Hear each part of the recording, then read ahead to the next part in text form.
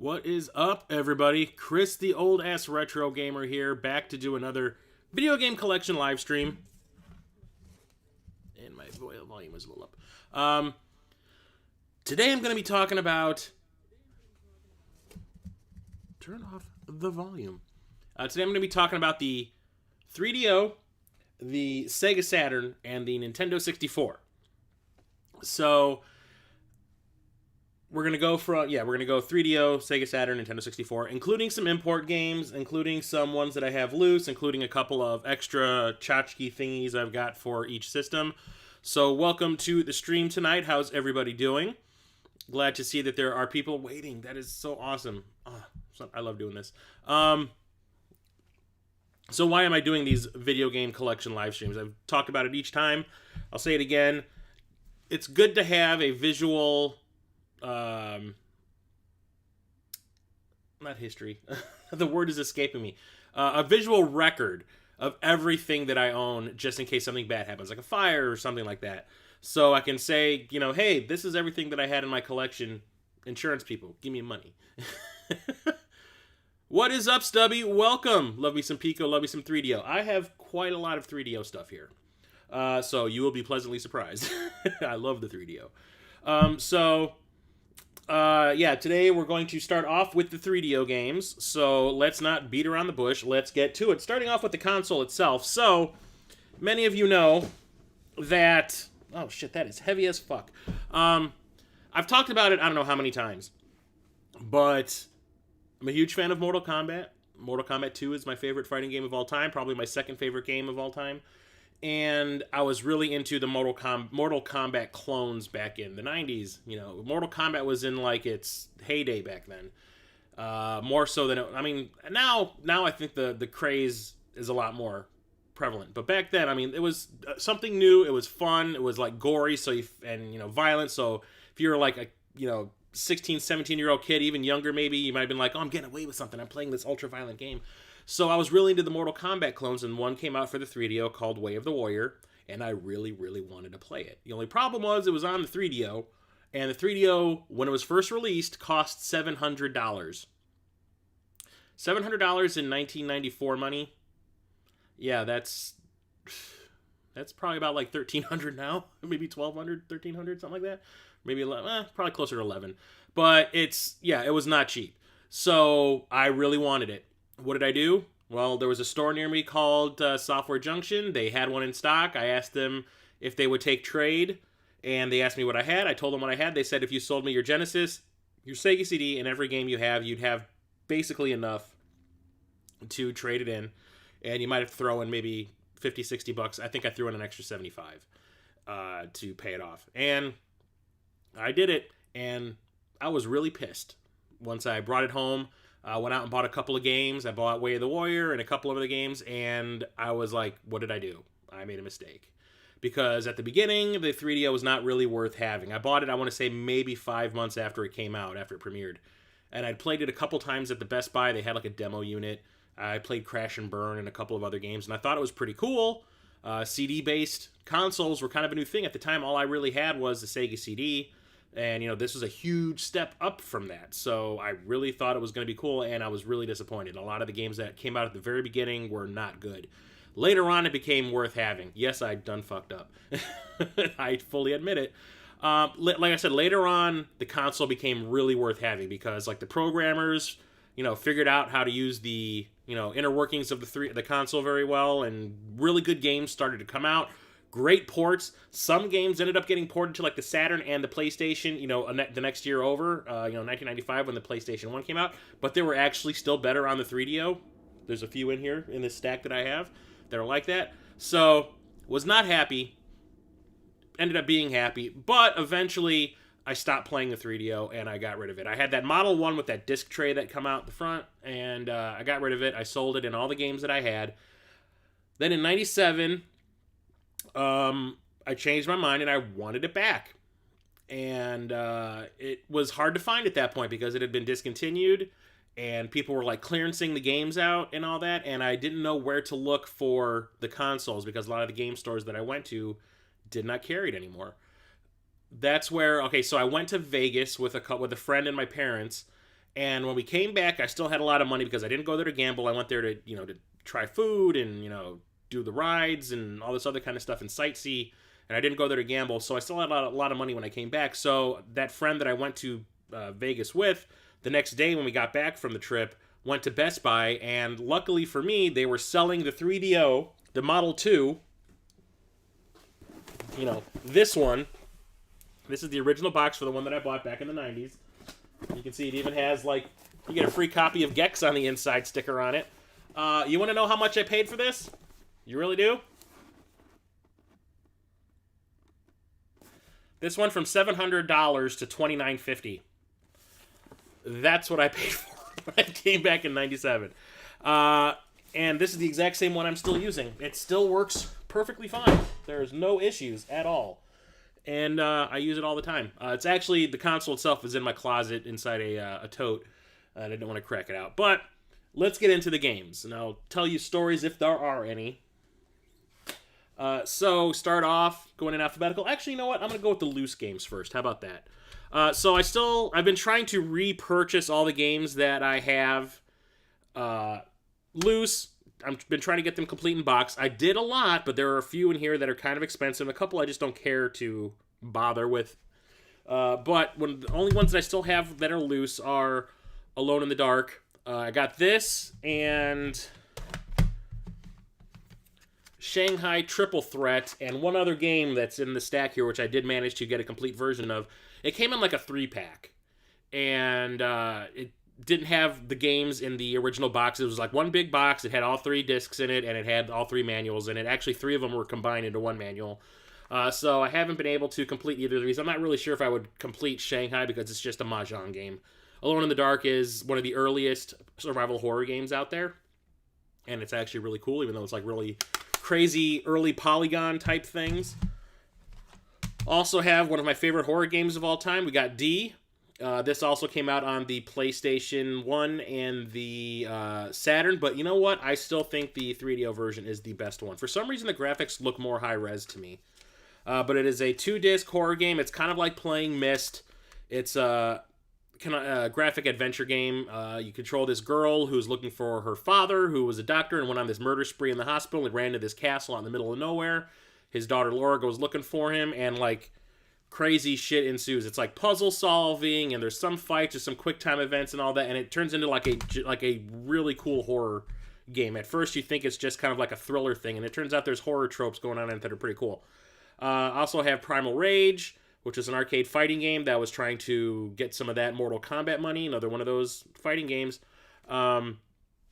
This one, instead of being digitized actors, is all digitized claymation characters.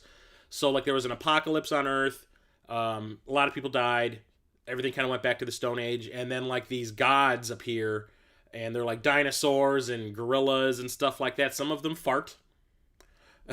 One of them is farts and burps and peas and stuff like that. And you play as those gods fighting over turf. There's your worshippers are walking around the background. You can actually pick some of them up and eat them for health. You can throw them at each other. It's kind of cool the way it works.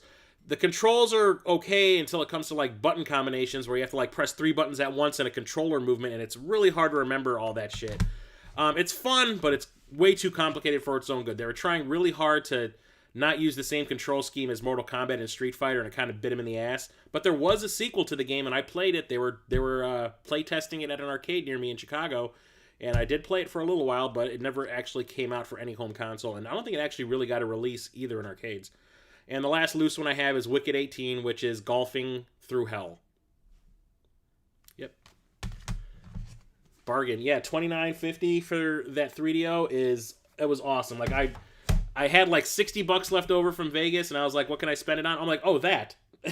And then after I got the 3DO back, my friend and I, we went everywhere. Every video game store, any software store that we knew of that was within a 50-mile radius.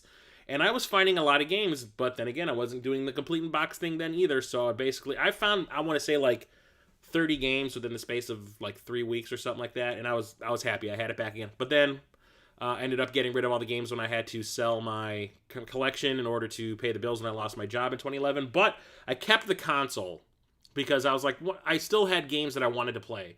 Some of them are in here. But there was games I was not willing to let go of, so I wanted to keep the console because they're some of my favorites on the 3DO. Okay, so now let's get into the CIB games. Starting off with Advanced Dungeons & Dragons Slayer. This is a first-person dungeon crawly RPG. I don't think this was based on any PC game or anything like that, but it's okay. It doesn't really look like something that you would figure would be on like this 32-bit system. It still looks like a 16-bit game, but the animations and stuff were better. And I do believe Yuzo Koshiro might have done the music for this. I think maybe it's Eye of the Beholder. No, I think it's Eye of the Beholder. But it's a fun game. It doesn't look like a 3DO game. That's my only issue. But I do like it. It is cool. Hang on a second. I gotta make some room to stack these huge-ass freaking boxes on. Okay, next is Balls, the Director's Cut. Not a good game. This is a port from the Genesis and the Super Nintendo. This came out originally on those consoles, and then they upgraded it for the 3DO in this Director's Cut. They fixed the graphics. They tried to fix the controls. You could actually use the 6-button controller for this that you could also use for the Street Fighter game that came out for the 3DO. Didn't really help the game any. It's still clunky as all hell and not all that fun, but it's interesting because, you know, fighting games, they're kind of my thing. Alone in the Dark 1. 3 3DO games I have not in the tall box. Where was even a tall box for it? No one seems to have one. Yeah, these games that I have loose for the 3DO, those are the ones that I cannot find boxes for at all. I don't know why. I can't even find complete ones on eBay, which kind of sucks. This was another game that was in that 3-pack, or this is the other game that was in that 3-pack, and I ended up getting it complete in box, and that's Battle Chess. It's chess, but instead of, like when you take another character's position on the board, there's actually like a fight that happens between those two characters, and since you took the space, you're going to win. But like you can behead somebody, you can, you know, cut their legs off, whatever. There was kind of a cool version of this on the Sega CD, and it was Star Wars Chess. I had it back in the day. I think it's just called Star Wars Chess. And it was really cool. It was Battle Chess with a Star Wars skin over it, and it was actually kind of fun. Watching, like, or what's it called, Chewbacca, like, rip the arms off of a stormtrooper was pretty amazing. Okay, so this was, like, when 3DO started going, like, hey, we are a graphical powerhouse console compared to everything else that's out there. So we need to start making some games that really show off what the console can do. And then they released Blade Force, and this is supposed to be like their showstopper. And it's good. It's kind of clunky. You play as this soldier who has like a helicopter blade, or helicopter, like, you know, propeller on his back. And you go around 3D environments shooting, you know, other ships out of the sky, taking out land targets and all that kind of stuff. And it back in the day, this was extremely impressive. I mean, it was really cool. Nowadays, not so much. But really can't complain. It's a time capsule of like what was cool back in the early 90s for video games, early mid-90s. We got Burning Soldier, which is one of those full motion 3D shmups, I guess. Okay, so the way it works is you have a reticle. It's in the first person. You're in a spaceship. You have a reticle on the screen. But everything you're looking at that's, you know, where the gameplay is happening is like a pre-rendered video, and you're shooting things that are coming out of that pre-rendered video. There's a lot of games that came out like this in the early to mid-90s for all these CD consoles. The Sega CD had a whole lot of them, like Microcosm and Rebel Assault and Novus Storm, and there's a couple more. But the 3DO had a ton of them. And this one is actually really, really cool. The graphics are pretty rad, I will admit. And I like this one a lot. And the music is pretty cool, too. Here's a weird one. So we got Creature Shock, which is sort of like a precursor to BioShock, from what I understand. Like, the same people that developed it was Argonaut. I think the same people that developed this developed BioShock. But it's like a first-person, kind of an adventure game. I haven't really put a whole lot of time into it. It just says 2 styles of gameplay: first-person perspective adventure game and interactive flight simulation, one-on-one combat plus shooting galleries. The eeriest music and sound effects heighten the already unbearable tension. Cinematic sequences exemplify the horror genre at its best. Easy to play controls, and 2 CDs packed with an undiscovered universe of mystery and adventure. and it's pretty cool. I remember I tried it out when I first got it. I picked this up off of Amazon of all places, complete, which kind of shocks the hell out of me. But it's really cool what I played of it, and I need to put more time into it. I mean, that's for damn sure. That also I think came out on the Saturn. Here's a weird one. So, Sega CD started a whole thing, full motion video games. Well, that didn't mean that the 3DO didn't have a whole shitload of them too. It did. It had a few exclusive ones too. A lot of them were ports from the Sega CD. But one of the exclusive ones is the Daedalus Encounter. This might have been on PC also. But it's a full motion video game. You play as this guy who is part of like this team who's been killed. But his brain was alive, so they put it inside like this canister that has like arms on it, so you control that. It's like a first-person game where you're interacting with all this full-motion video stuff. Yes, Tia Carrere's in it, and there's like shooting stuff and puzzles and all that kind of crap. It's okay. It's pretty cool. It's 4 freaking CDs, so it's a long-ass game. It's interesting, but I don't remember seeing this game anywhere else. I do not even, like I said, I think it might have come out on the PC, but I cannot be sure. This might just be a complete exclusive for the 3DO. It's cool. I like it. Okay, here's a licensed game that everybody seems to hate except for me, and that's Demolition Man. So I love the movie this is based on, and based on my love of the movie, I wanted this game the moment it came out, and I did. And this is when I started to really fall in love with my 3DO, because this is how you do what I consider a licensed game right. You have the technology to use live action video, so why not get the actors from the movie to do things for the game? And they did. They got Stallone, they got Wesley Snipes. I don't remember if Benjamin Bratt or Sandra Bullock are in this at all. I don't think so. I think they just used footage from the movie if they're involved, but there's exclusive stuff with Stallone and Wesley Snipes in it that they shot exclusively for the game. And what kind of a game is it? It's like a bunch of different genres mixed up. You've got like shooting gallery type stuff, where, you would normally use like a light gun, but you can't for the 3DO. But there's like shooting gallery stuff. There's driving levels. There's first-person shooter levels. There's fist fight levels, like one-on-one fights. And it's really, really cool, and it does the entire plot of the movie really, really well in video game form. So I really loved this game, and whenever I would have someone come over, and I'd be like, hey, you want to see if the 3DO can do? And I would put this on, and usually they'd be impressed.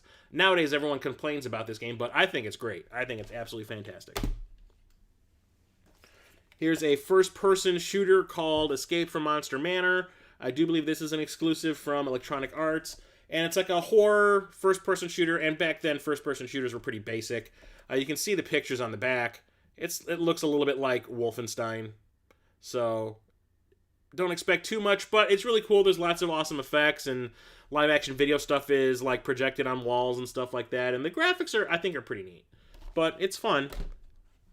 I like it. Okay, here's my favorite version of this particular game, and that is Flashback: The Quest for Identity. I love cinematic platformers like this and Prince of Persia. So I had the Genesis version of Flashback, and I absolutely loved it.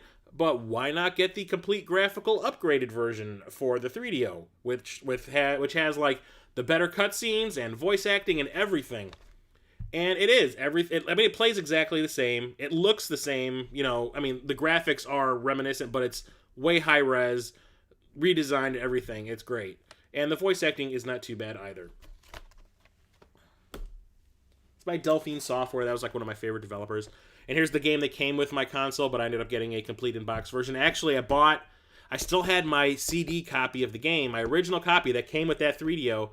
I still had it, and when I got back into collecting, some guy was just selling the boxes on Facebook, and I bought 2 of them, and I'll show the other one later. One of them was Gex. So I still had my original copy that I got with my 3DO, and I just bought the box to put it in, which is awesome. I think it cost me $20. But it's a side-scrolling platformer. You play as this wisecracking Gex or Gecko with attitude before the Geico Gecko ever showed up. It's voiced by Dana Gould, who was a stand-up comedian, and it's kind of funny. It's very media-based. He's like the character's addicted to television, and he ends up getting sucked into his TV and has to like go through these like TV genre levels. Like the first one is like a graveyard from like a horror TV show, like The Munsters or something. And it's kind of fun. You can stick on the walls, you can stick on the ceiling, you have a tongue, and you can grab items that are far away. And the entire time you're playing the game, Gex is cracking jokes. And it can get a little bit annoying because they repeat, and they can also get annoying because they're not funny, and he says them, like, repeats them over and over again. But this came out for every freaking console out there. There were sequels that came out for the PlayStation 1. We never got on the 3DO. But I really love Gex. I think it's a really fun platformer. I actually should probably look for those sequels for the PlayStation 1. Got this at the Midwest Gaming Classic last year. I found it at the Make Sense Variety Store. It's called Gritters. And it's a puzzle game where you're moving blocks around in 3D. You actually control a character who is like pushing blocks around, and you have to turn them sometimes to make blocks match up and, you know, fill up gaps on the floor and stuff like that. It's okay, but I don't have a whole lot of these types of games on the 3DO. And plus, whenever I see a complete in-box 3DO game, I just buy it. The only games I probably will not do that for are sports games, because I remember Musty Hobbit texted me this year at the Midwest. No, was it maybe it was last. No, it was last year. He texted me to say that, oh, they have some Vectrex games here, and they have a couple of in-box 3DO games.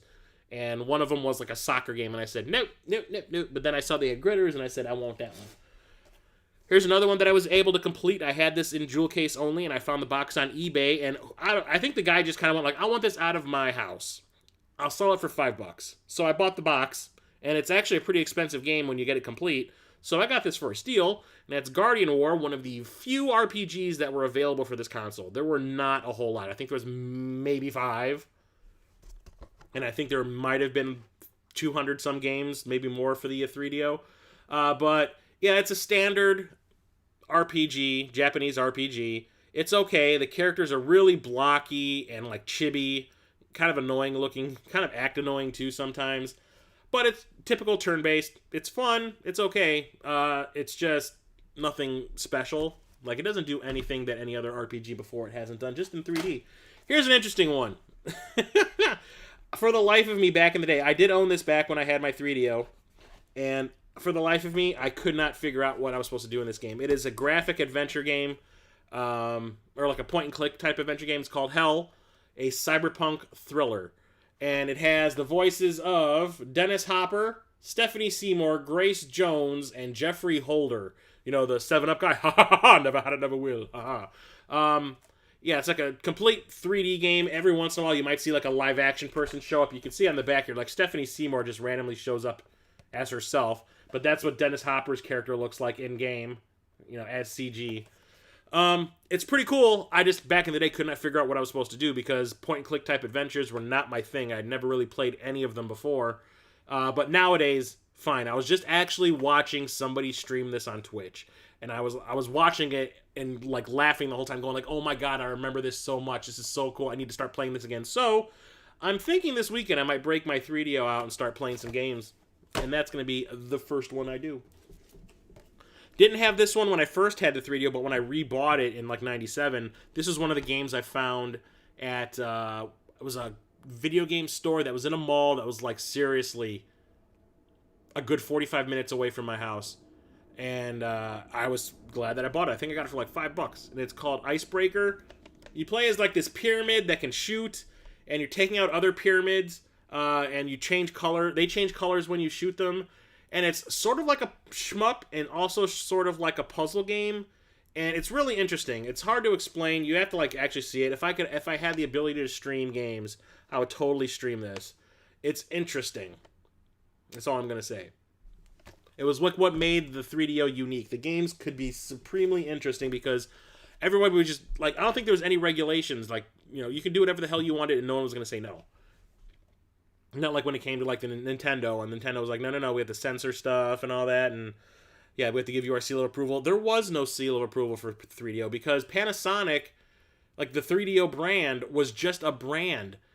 Any company could buy the rights to make a 3DO console. That was why there was a Panasonic one, there was a Goldstar one, there was one by, not Zenith, but like some TV company made one. There was like 3 versions of the 3DO available like at any given time because you could just, all you had to do was license the IP from Panasonic, and they would give you everything you need to make the console, and then you can make your own console, and anybody could make games for it. I don't think there was really, I think there was a licensing fee, but it might not have been that great or that high, so people can put all the money into the games. It was interesting. There's a whole video I saw about it on YouTube, and you should look it up. It's pretty cool. I think it was by Adam Koralik.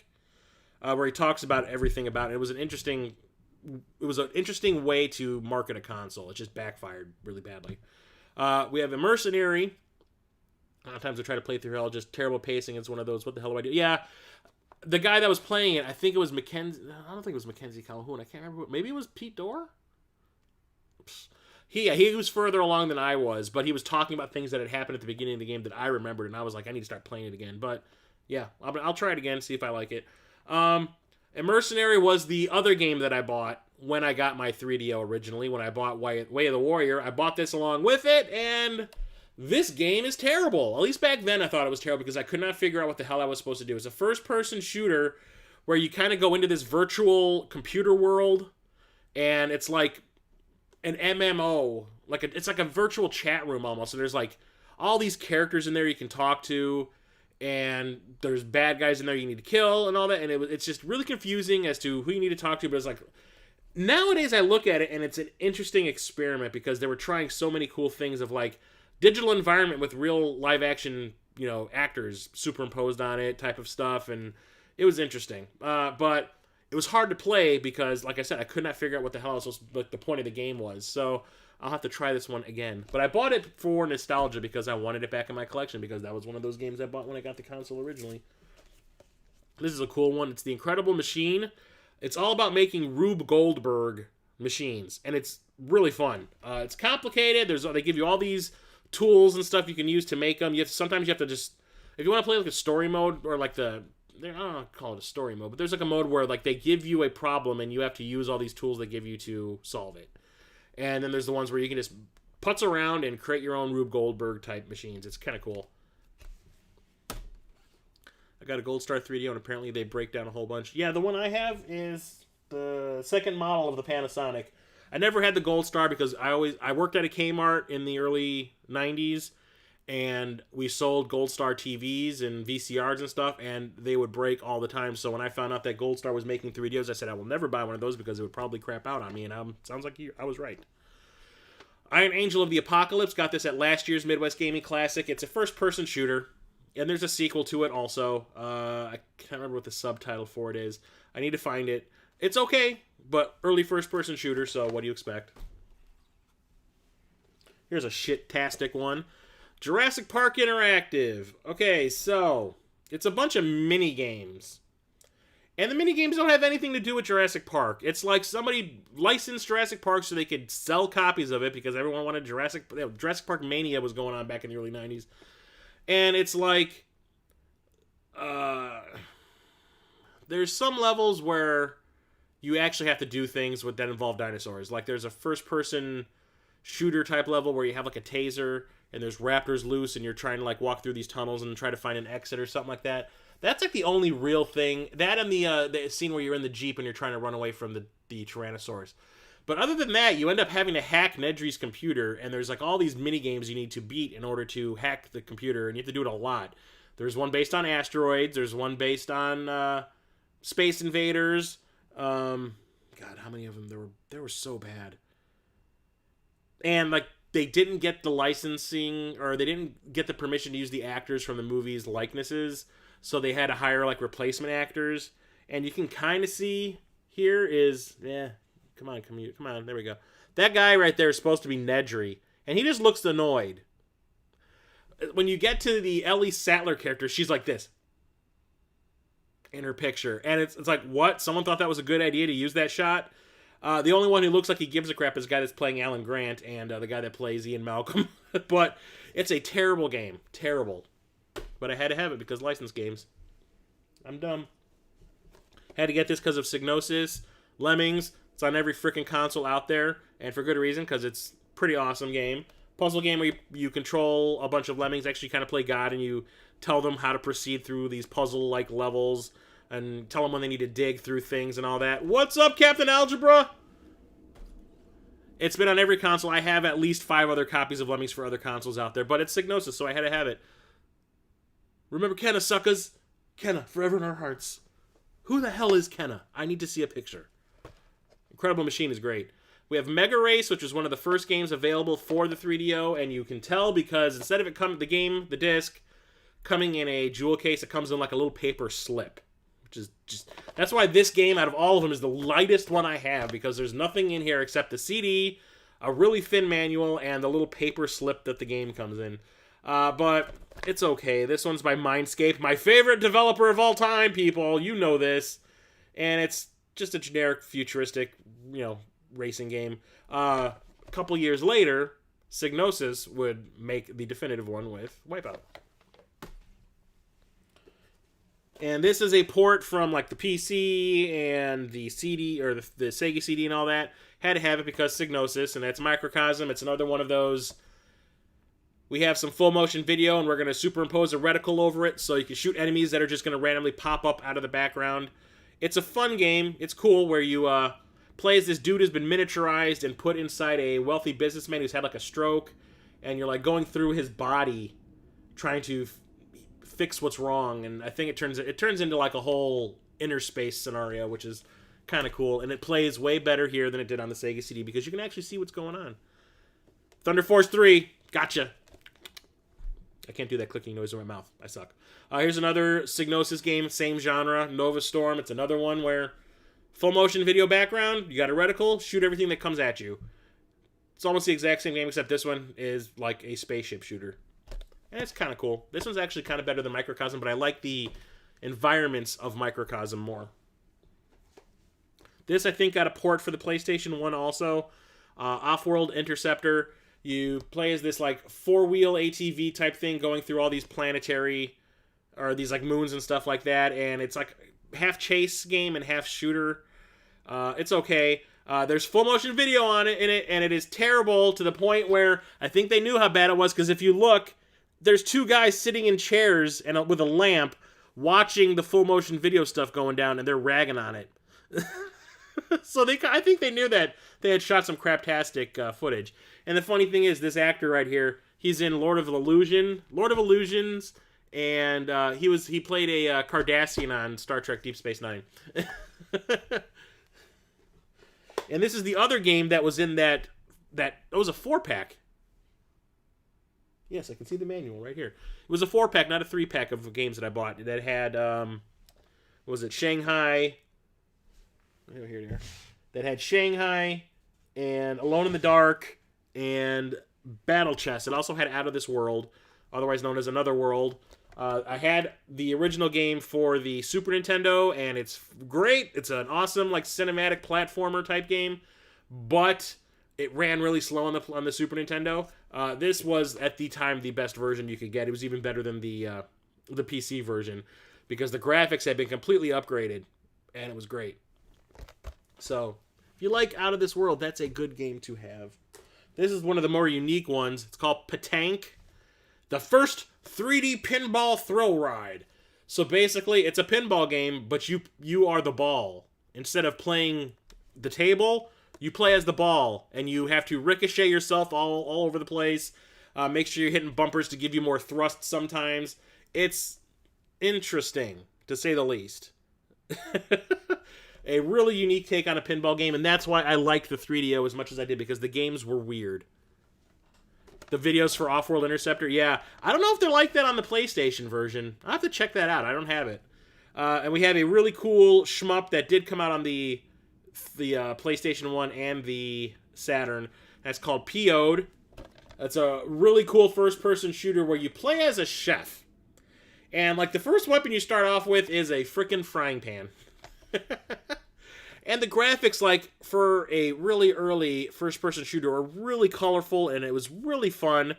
I mean, obviously it was going to be kind of clunky because it's a, first-generation first-person shooter, but I didn't care. I loved it back then. I don't think I need to buy it for any other console because I think that the 3DO one holds up very, very well. Here's a really cool one. It's called Quarantine.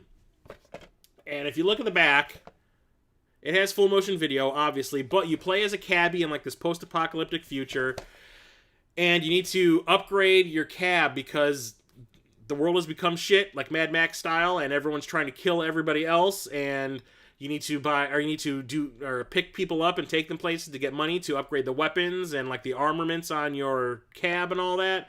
And you actually will like double fist guns out your windshield at sometimes. It's really interesting, and there's like demolition derby type segments. It is really fun. Never came out on any other console, so this is a 3DO exclusive. I like it a lot. Here's a really cool one. This also came out on the 3DO, or not the 3DO, I'm talking about the damn 3DO, the PS1 and the Sega Saturn, and that is Return Fire. This is where I first played it, and I thought it was absolutely fantastic. The PlayStation 1s were censored. Really? Okay. So, if you're going to get that game, if you're going to get Off-World Interceptor, get the 3DO version. It's uncensored. It's a top-down shmup type game. There's a little bit of strategy involved. You have like 3 different vehicles to choose from. There's like a tank. There's a tiny little Jeep that has like no weapons. There's a helicopter and like an ATV type thing. And it's basically capture the flag. There's 2 ways you can win. You're like told this is the enemy base. You can either go there and destroy everything, or you can sneak in there with that little Jeep and steal the flag in the center of town or the center of the base and take it back to your base. And every vehicle has its own theme music. One of them, I think the helicopter uses Flight of the Bumblebee. The tank, I think it's the tank, uses Mars Bringer of War by Holst. So it's all classical music. And it is really, really fun. And it gets really challenging. And it was so popular that they made an add-on for it called Maps of Death. And you absolutely need this in order to play this. It will not boot up unless you have this originally. And they're fantastic games. I love them a lot. I played the shit out of those. This one, not so much. We got Rise of the Robots. Talked about this in my craptastic Mortal Kombat clone video that I did a couple months back. Rise of the Robots was a Super Nintendo and Genesis game that came out like toward the end of the SNES lifespan, and it was like supposed to be this like epic fighting game that used like cutting edge graphics and all that, and it just turned out to be complete trash. And they just kind of used all this hype to try to sell copies, and it worked because there was a sequel. But the 3DO got like an upgraded port. The graphics are better. It still controls and plays like crap. It is a very, very bad fighting game. We play as like this robot guy who's been created in order to take out all these other robots who have been like taken over by a virus. And then at the end, you end up fighting the creator of the virus, which is another robot, and it's really craptastic. This is awesome. This is Road Rash. It's a remake of the first game. But it has like licensed music or licensed songs, like live action Mortal Kombat-y style graphics. For the 3DO, I have to say at least over 200. And it is awesome. It has live action video.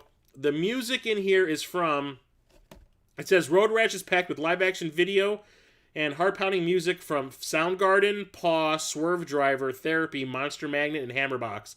I don't know who a couple of those bands are. But contains mature themes. It's the exact same game. It's just upgraded completely with all new graphics and sound and everything. And it's a racing game where you're in a motorcycle. You can either race or you can try to take out your opponents with like a chain or a bat or whatever you have. It's amazing. And it is so fast. It's a ton of fun. Yeah, I was so glad when it came out, when Rise of the Robots came out for the 3D or the Super Nintendo. I didn't fall for it. I would like... I don't remember if Killer Instinct was out then. That might have been the reason why I never wanted to buy a copy of Killer Instinct, was because of Rise of the Robots. But I was just kind of like, yeah, I don't know if that's going to work. And it didn't look all that great to me, but I was curious. I rented it, and I'm glad I rented it instead of going out and buying it. What's up, LV? How's it going? So I dodged a bullet on that one. I rented it, and I brought it back the same night because it was trash. But I want to collect 3DO games, and you see one in the wild that's complete. You don't see them often. You buy it, and that was exactly what happened with this version of Rise of the Robots. We got a great port of Samurai Showdown. It's amazing. This is a game by SNK that came out for the Neo Geo. It's like the only Neo Geo game that I think got a port to the 3DO, and it is absolutely fantastic. It's uncut. The blood and everything's in here. The characters are gigantic. It's basically arcade perfect. And it works really well with the 3-button controller that came with the 3DO natively. But there is a 6-button controller out there you can use, but I think this only used 3 buttons to begin with, and it is absolutely amazing one-on-one fighting game. The animations are great, everything. I love it. Like, when it came to the 3DO, if you saw Crystal Dynamics on the box, you knew you were in for a good game, because they, like, released nothing but awesome shit. Isn't there a new Samurai Showdown game? I don't know about Google Stadia, but I know one came out not too long ago for the PlayStation 4. We have one called Seal of the Pharaoh. this is kind of like a first-person exploration game. It's like you're walking through a pyramid, and there's like puzzles and stuff you need to solve. And it's actually kind of uneventful. I mean, I don't think there was really any combat. I mean, they show like a mummy attacking you, but I don't honestly remember anything like that happening in the game. But it's okay. This one I also talked about in that crappy Mortal Kombat clones video that I did a few months ago. It's Shadow War of Succession. It feels like somebody put this together in a basement by a bunch of high school kids. It's like, we got a video camera, let's make a vidya game. And it's trying its hardest to be Mortal Kombat and Way of the Warrior, and those two games obviously put this to shame. Way of the Warrior ain't that great. This is like the worst fighting game I think I've ever played. It is absolute garbage. First, it's all digitized actors. It's really bland. The characters suck. The controls are horrible, and like the moves are just, it's just bad in every single way. Here's a three-peat. We have, Shockwave, Operation Jumpgate, which is an add-on to Shockwave, and Shockwave 2 Beyond the Gate. These are also those full-motion games where you have a reticle and you're shooting at things that are coming at you. But these are real high-profile ones. These are actually really good. Full-motion video, everything, acting, the digitized actors and everything. And the acting isn't too bad. I mean, it could have obviously been better. But it's kind of cool. It's worth it for the storyline. The storyline is actually pretty neat. Here's one that I think came out for the Saturn and the PS1 also. And it's Space Hulk, Vengeance of the Blood Angels. This is part of like Warhammer 20,000 or 20K. It's a first-person shooter / strategy game where you play as the Terminator, which is one of these giant mechanical suits that you can get into, and you're taking out Gene Stealers, which are these creatures up here.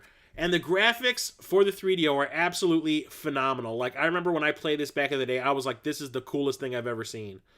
And it's like, it goes by strategy rules where you can only move so many squares around, and, you have one turn to fire, and the Gene Stealers go and all that kind of stuff. It is really cool and really interesting. Probably one of the best Warhammer games I think I've played, even compared to the newer ones. Here we have Starblade, which is another one of those full motion video with a reticle over it, and you're going to shoot things down first person, shmups. But this one's all polygons. And this isn't like full motion. I mean, it's still playing like a movie, but it's all polygons, and it's actually really cool. That one's by Namco of all people. That's an arcade game too, I think. Oh, they were? Oh, it's been a while since I played them. Just looked up Mortal Kombat 11 Samurai Shodown. I don't trust that Stadia thing at all. No thank you. This was the other game that I bought the box for on Facebook because I kept the game. I did not ever want to get rid of this game because it's my favorite game for the 3DO. And that is Star Control 2. I had Star Control 1 for the Genesis, and it's basically just a skirmish game. There's no story mode. It's just pick from these spaceships, and you're going to fight these other spaceships and see if you can survive. And I mean, it's fun, but it's not like a full game.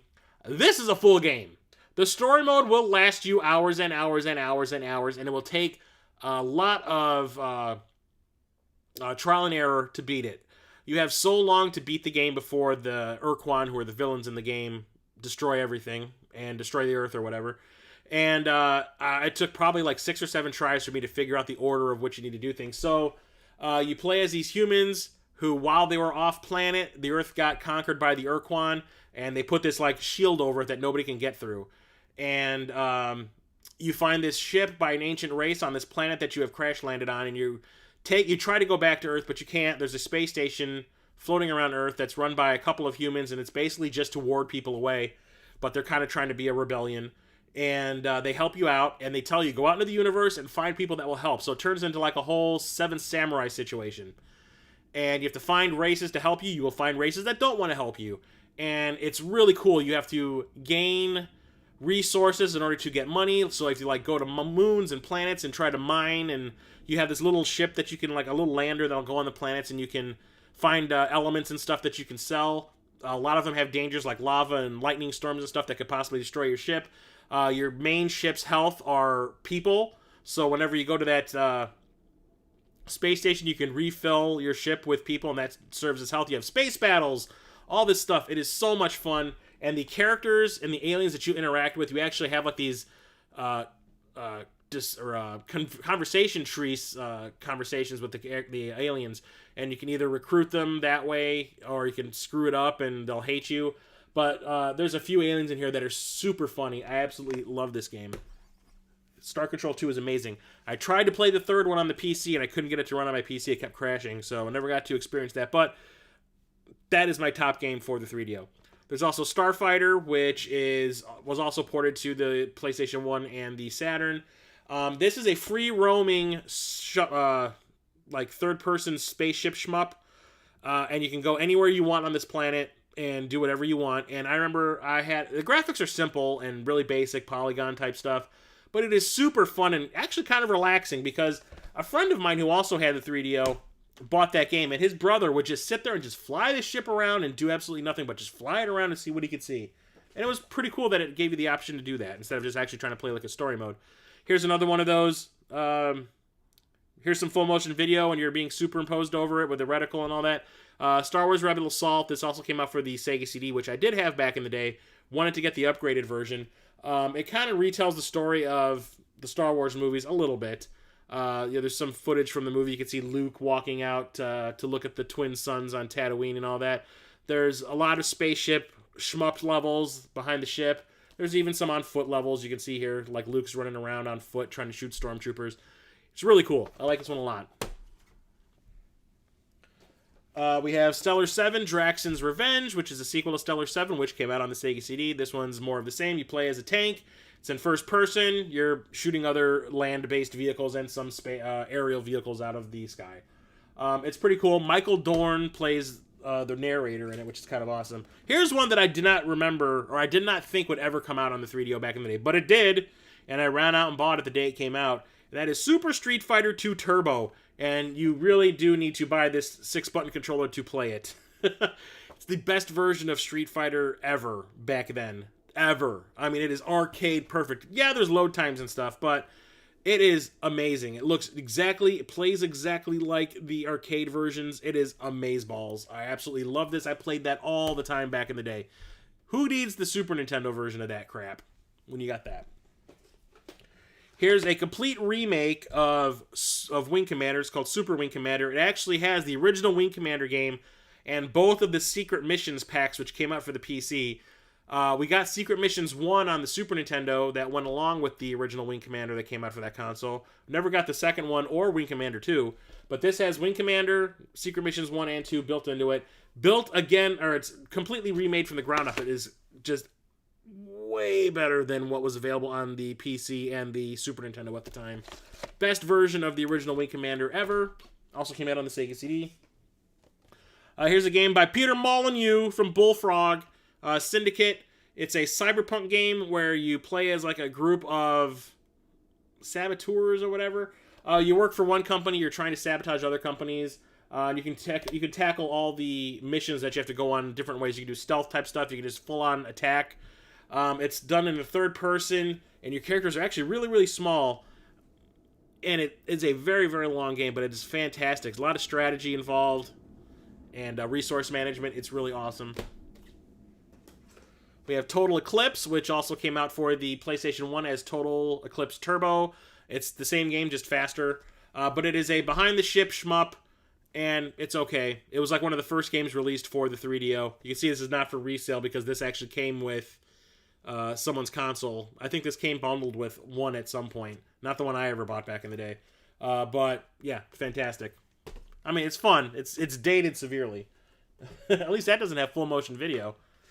The sequel did. That came out for the Saturn. Here's Tripped. It's a puzzle game that's sort of like playing Puyo Puyo. Matchup colored. These are actually just like blobs and stuff like that. And when you combine 4 of them, they turn into like a creature and all that kind of stuff.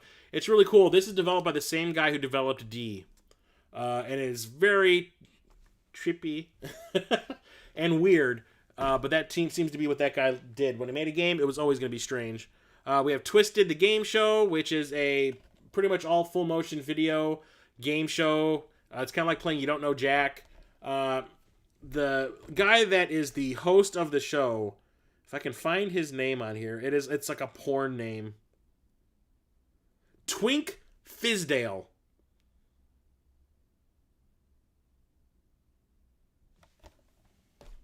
Put that right there. Here's the game I bought the console for, Way of the Warrior. This is what I wanted a 3DO for because Mortal Kombat clone, and I absolutely had to have it. And made me instantly mad. I think so. I bought this the day I bought my 3DO, and I played it for about 45 minutes straight. And at first I was like, this is kind of cool.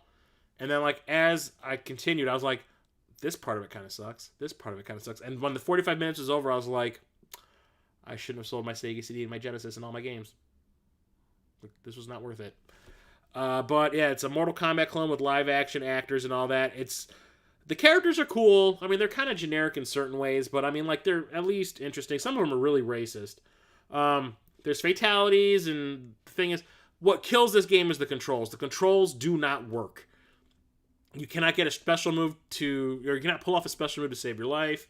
You can't ever get any of the fatalities to work or anything like that. It looks great, but it plays like ass. The characters are huge, and if you separate while you're fighting, the camera will actually keep pulling back until your characters are really tiny, and then when you start to move closer together, the camera will zoom in. It's really neat, and all the music is by White Zombie. All the music in this game are songs from the White Zombie La Sexorcisto album, which is kind of awesome. And the thing that gets me the most about this is this was developed by Naughty Dog, the company that ended up going on to make the Uncharted games. This was like one of their first games. They have come a long way. Yeah, maker of D. Yeah, he was awesome. He died not too long ago. Here's my other favorite game for the 3DO. This game is so awesome. I showed a friend of mine, my friend Charlie, Epic Die Studio. I showed him this, and then he went out and bought a 3DO. He actually, almost wasn't able to pay the rent for the trailer he was living in because he went out and bought a 3DO so he could play this. And that's Wing Commander 3, Heart of the Tiger. You want to talk about full motion video? This game is all full motion video. It's Wing Commander. It's a outer space, in the cockpit, shmup, flight sim type thing. But the story is absolutely fantastic, and it has real actors in it like Mark Hamill and Malcolm McDowell and Jonathan Rhys-Davies and an ex-porn star, Ginger Lynn Allen. And it is absolutely fantastic. Like, when I first got this, I bought it because Wing Commander, and I'd never played the PC version. And I did not want to stop playing. I was dead set. I almost wanted to call out of work to keep playing the game because it's that much fun. And I wanted to see where the story was going to go. It is amazing. Chris Roberts actually filmed essentially an entire movie worth of live action footage and inserted it into the game. And it is so awesome. It was the presentation was so top notch. I'm like, this is the future of video games right there. And that's it for the 3DO. There you go. Okay, so now we can move on to the Sega Saturn. This video is going to be very long. I did not realize, when I was stacking everything up so I can talk about it, I did not realize I had this many games. So I should have probably split this up into 2 videos, but I'm going to try to get through them as fast as I can. So let's start off with my imports for the Saturn, and I have a good amount, some really cool things. One I bought just because. It's called Battle of Iron Chef Kitchen Stadium Tour. This is like a compendium, something that you would have alongside watching an episode of Iron Chef, the Japanese version of Iron Chef, before, the Americans bought it and ruined it. And it's there's a representation of Kitchen Stadium, and you can go to the different stations, you can read things about all the different Iron Chefs and what they've cooked and the most popular dishes to ever come out of the show and all that. It's all in Japanese, so I can't tell what's going on, but it's just cool to have because back when I bought this is the original copy that I had from back in the day.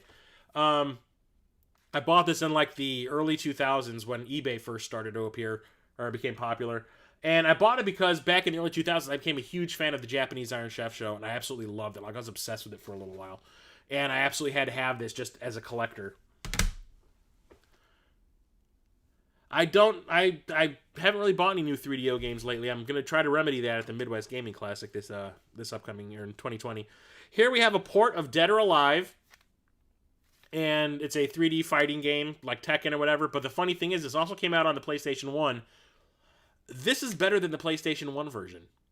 By far. The graphics are actually way better. And the 3D, or the Saturn, was not a console known for the 3D graphics. It was known for being a great one using pixels and 2D and all that. When it came to 3D, it was kind of clunky, but This one beats the PlayStation 1 game hands down. Here we have Deep Fear. This is a survival horror game where you are playing inside a underwater oil rig or something like that, kind of like in the Abyss. But there's creatures afoot, and yeah, same exact kind of controls, the tank controls and everything. It's all in Japanese, so can't really play it. I mean, I can play it, but I won't know what the hell's going on. I'm pretty sure that there's like a translation out there I can read alongside the game as I play it when I do finally sit down and play it. Here we have Pachi, which is a shmup. There's a sequel to this called Pachi, which is even more well-liked. Not a lot of people talk about the first one, but it's a vertically scrolling arcade shmup. It's actually really cool, really hard. Here's my favorite import game that I have, and it is the Dungeons and Dragons collection. Remember those arcade Dungeons and Dragons games? The beat-em-ups? This is both of them on 2 discs. And the thing is, the 3DO didn't have a lot of internal memory, or like RAM. So there were these cards, or these cartridges that you could buy, because there's a cartridge slot in the back of the 3 Saturn, and it would increase the RAM. So it came with a 4 megabyte expansion cart that you would plug into the cartridge port on your Saturn, so you could play these games.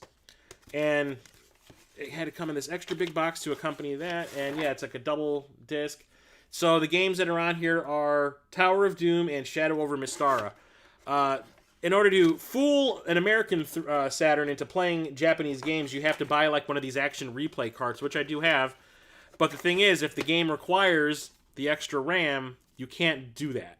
So I can play one of the games, because I think it was Tower of Doom plays fine with the action replay cart, but the Shadow over Mystara requires the expansion pack, and you can't have 2 cartridges in there at the same time, so I can't really play that one.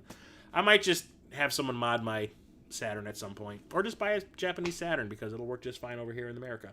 So, we shall see. Come on, games. Stack up for me, would ya? Yes, stack. Okay. Here, next is the Gradius Deluxe Pack. This is Gradius 1, 2... Yeah, Gradius 1 and 2 on the same disc. And this is the absolute arcade perfect version of this.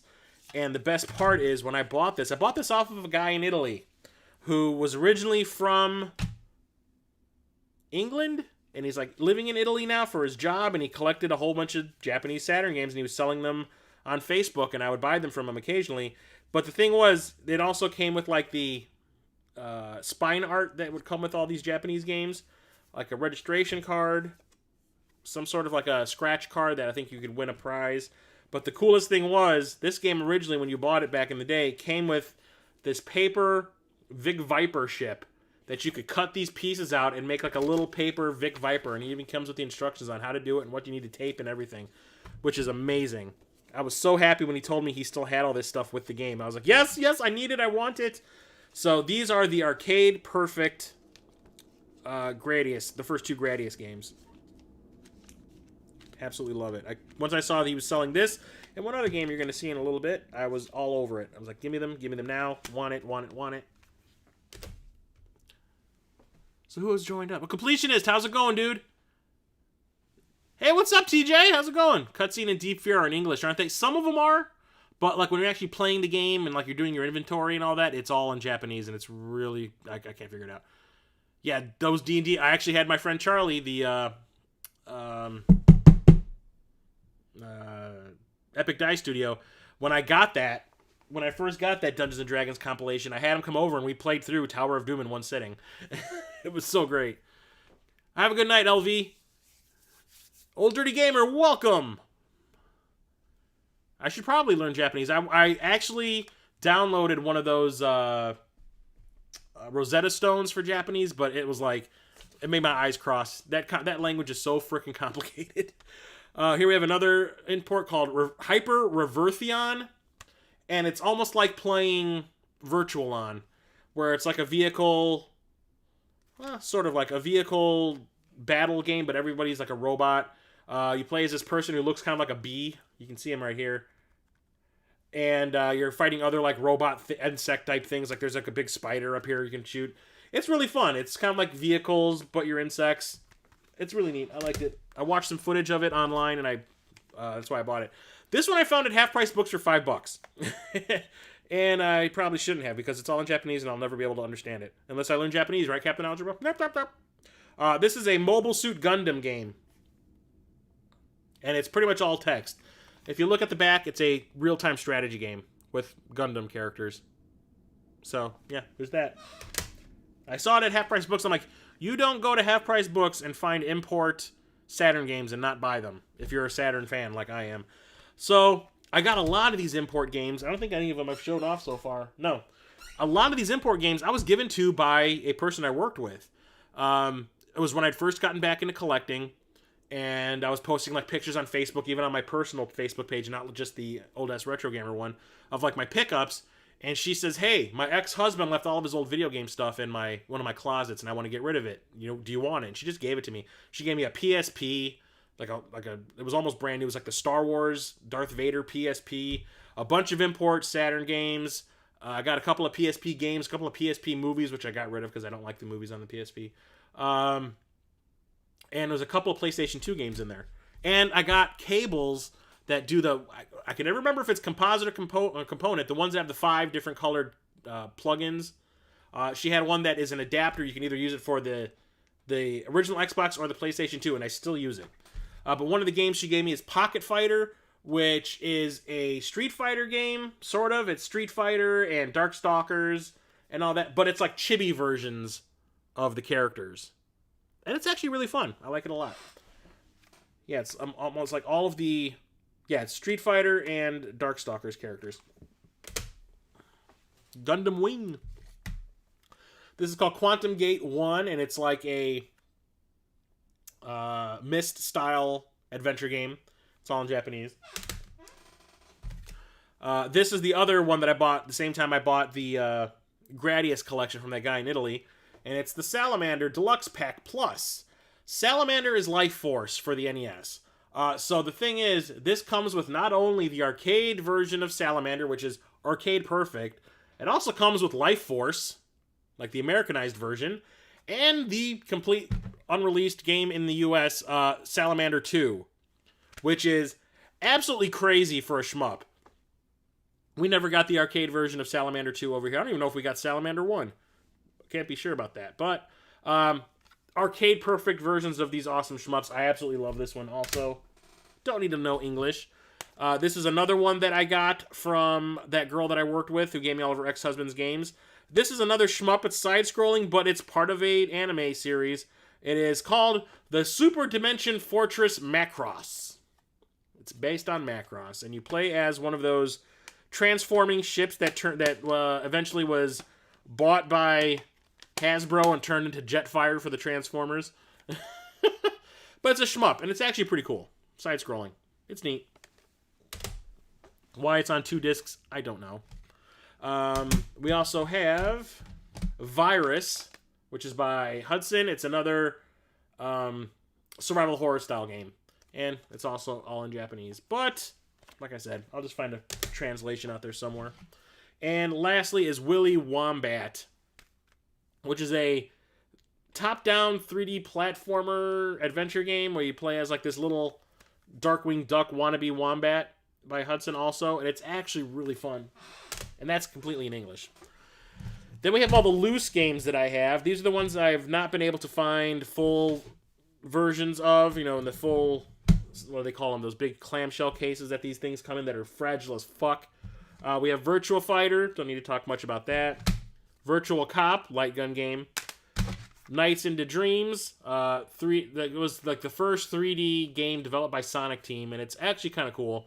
I still play it a lot. This is the version that came in the gigantic box that came with the big 3D controller that you needed to play this game. It had a thumbstick controller, kind of like a PlayStation DualShock. It was the first kind of thing like that. It controlled very well. It worked very well for this game. Got those. Also have, to my eternal shame, Panzer Dragoon Saga, all 4 discs in these jewel cases, because didn't have room for these gigantic boxes that these games came in my shelf when I was living at my parents' house. So I would take the games, the discs, out of the case, put it in a jewel case, keep the manual, throw everything else out.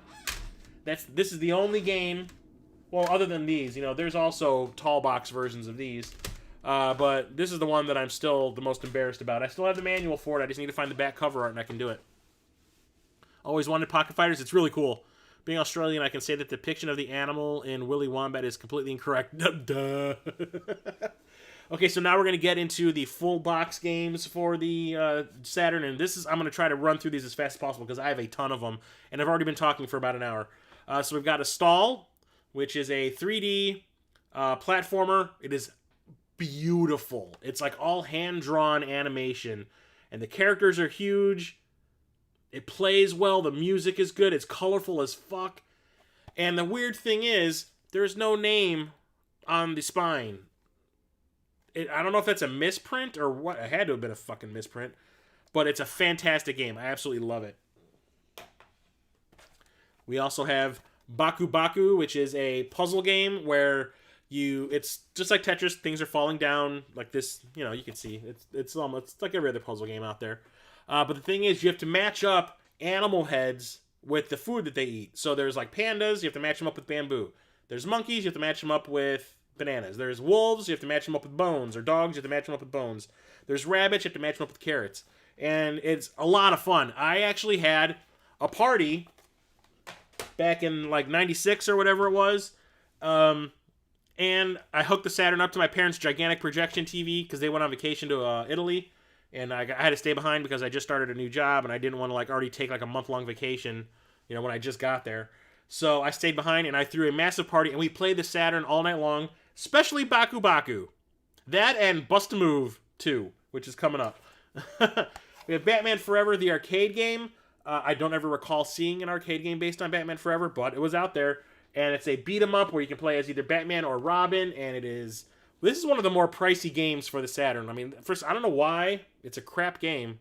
But I had to have it because licensed game. And it's definitely better than what we got on like the Super Nintendo and the Genesis. But like the thing is, the characters move way too fast for their own good. There's so much crap on screen. It's hard to keep track of what's going on. And it's like every time you punch something, there's like things popping out of people and shit. It's hard to keep track of everything, and that's why people don't like it. It's okay. I don't think it's like as shitty as everyone makes it out to be, but it's definitely not good.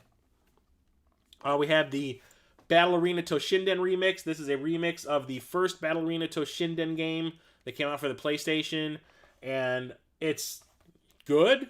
I mean, Battle Arena Toshinden I think is still pretty fun, even though it's like one of the first games that come out for the PlayStation 1. This was just faster, and the graphics are a little bit better, but it's okay. And then we have Battle Arena Toshinden URA, which stands for Ultimate Revenge Attack. And from what I understand, this is just a remixed port of Battle Arena Toshinden 2 from the PlayStation. And same thing. So 3D, Tekken-like fighting game with all polygons. It's okay. We have Battle Stations. This thing has been destroyed. But I found this at a half-price books for like $5 or $6. And it's a strategy type game where you play as like, you know, Navy battleships and you're trying to take out enemy Navy battleships and stuff like that. It's not like playing Battleship, the board game. It's like, you know, it's free roaming and stuff like that. It's pretty cool. I played it for about 10 minutes to see if it worked, and it worked fine. My friend got this for me at this year's Gen Con. There was like a table there full of video games. He texted me a picture of everything on the table and said, "What do you want?" And I was like, damn it. Last year he did the same thing. I only picked one game because I didn't want him to spend a lot of money, but I saw so much stuff on the table. I said, if you wouldn't mind spending a few buckaroonies for me. He ended up spending like $150 on stuff for me, and he knew I would pay him back, and I did. But this was one of them. It's Blackfire. Like I said, you see Saturn games you don't have, you get them. And this one is like a inside the cockpit helicopter game. It's okay. I think it was only like $5. We got Bubble Bobble featuring Rainbow Islands. It has like the arcade version of Bubble Bobble and Rainbow Islands on it. So I'm okay with it because I like both games. Here we have Bug and Bug 2. These are 3D platformers where you play as like this little cricket character. And the second game I haven't put much time into, but I had the first game back in the day. And it was kind of interesting because it's pseudo 3D. Like, you're walking on like a 2D plane, but there's like paths you can take to go into the background, and if you take one, like the screen will move toward you as you're walking down that path, and then there's another 2D plane that you can go on. It's actually pretty fun. I like them. They're different, and these are exclusive to the Saturn. Here is, I have this in a protector because it's one of the most expensive games for the Saturn. This was another game that I only had the disc of because I threw everything away back in the day, but I managed to find the back artwork on, someone was selling it on Facebook, and I was not going to pass it up, and I said I needed to complete my game, and I finally was able to, and that's Burning Rangers. This is one of the last games that was released for the Saturn. It was by the same team that made Sonic.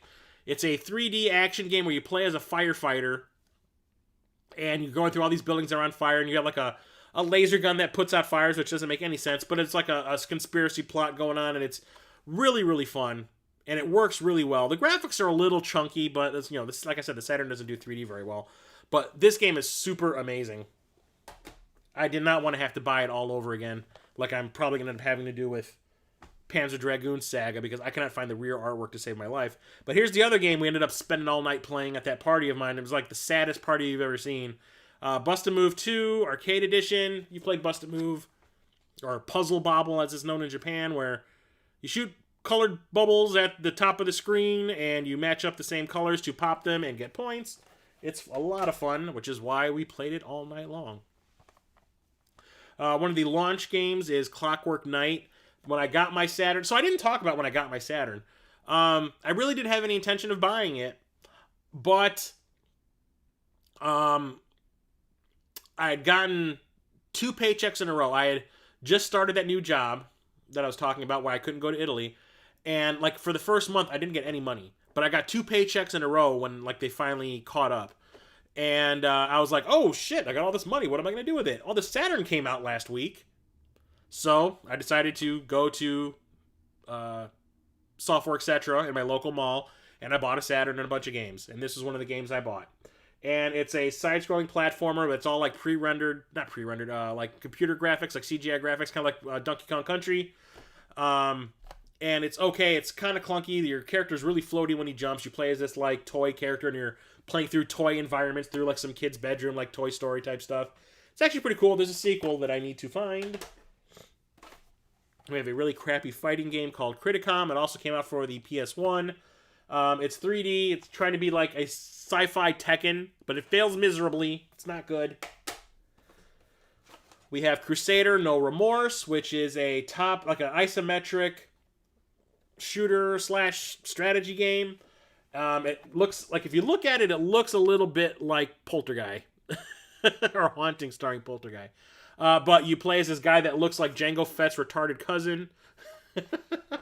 And it's okay. It's pretty cool. I got this at People Play Games. There was like one of the only games they had for the Saturn at that point in time. We have Cyber Speedway, which is a ripoff of Wipeout, I guess. But the ships you're in are huge. So it's a racing game. It's not that great. I mean, it's fun, but like only in short spurts. We have Dark Legend, which is a beat 'em up by Daedalus.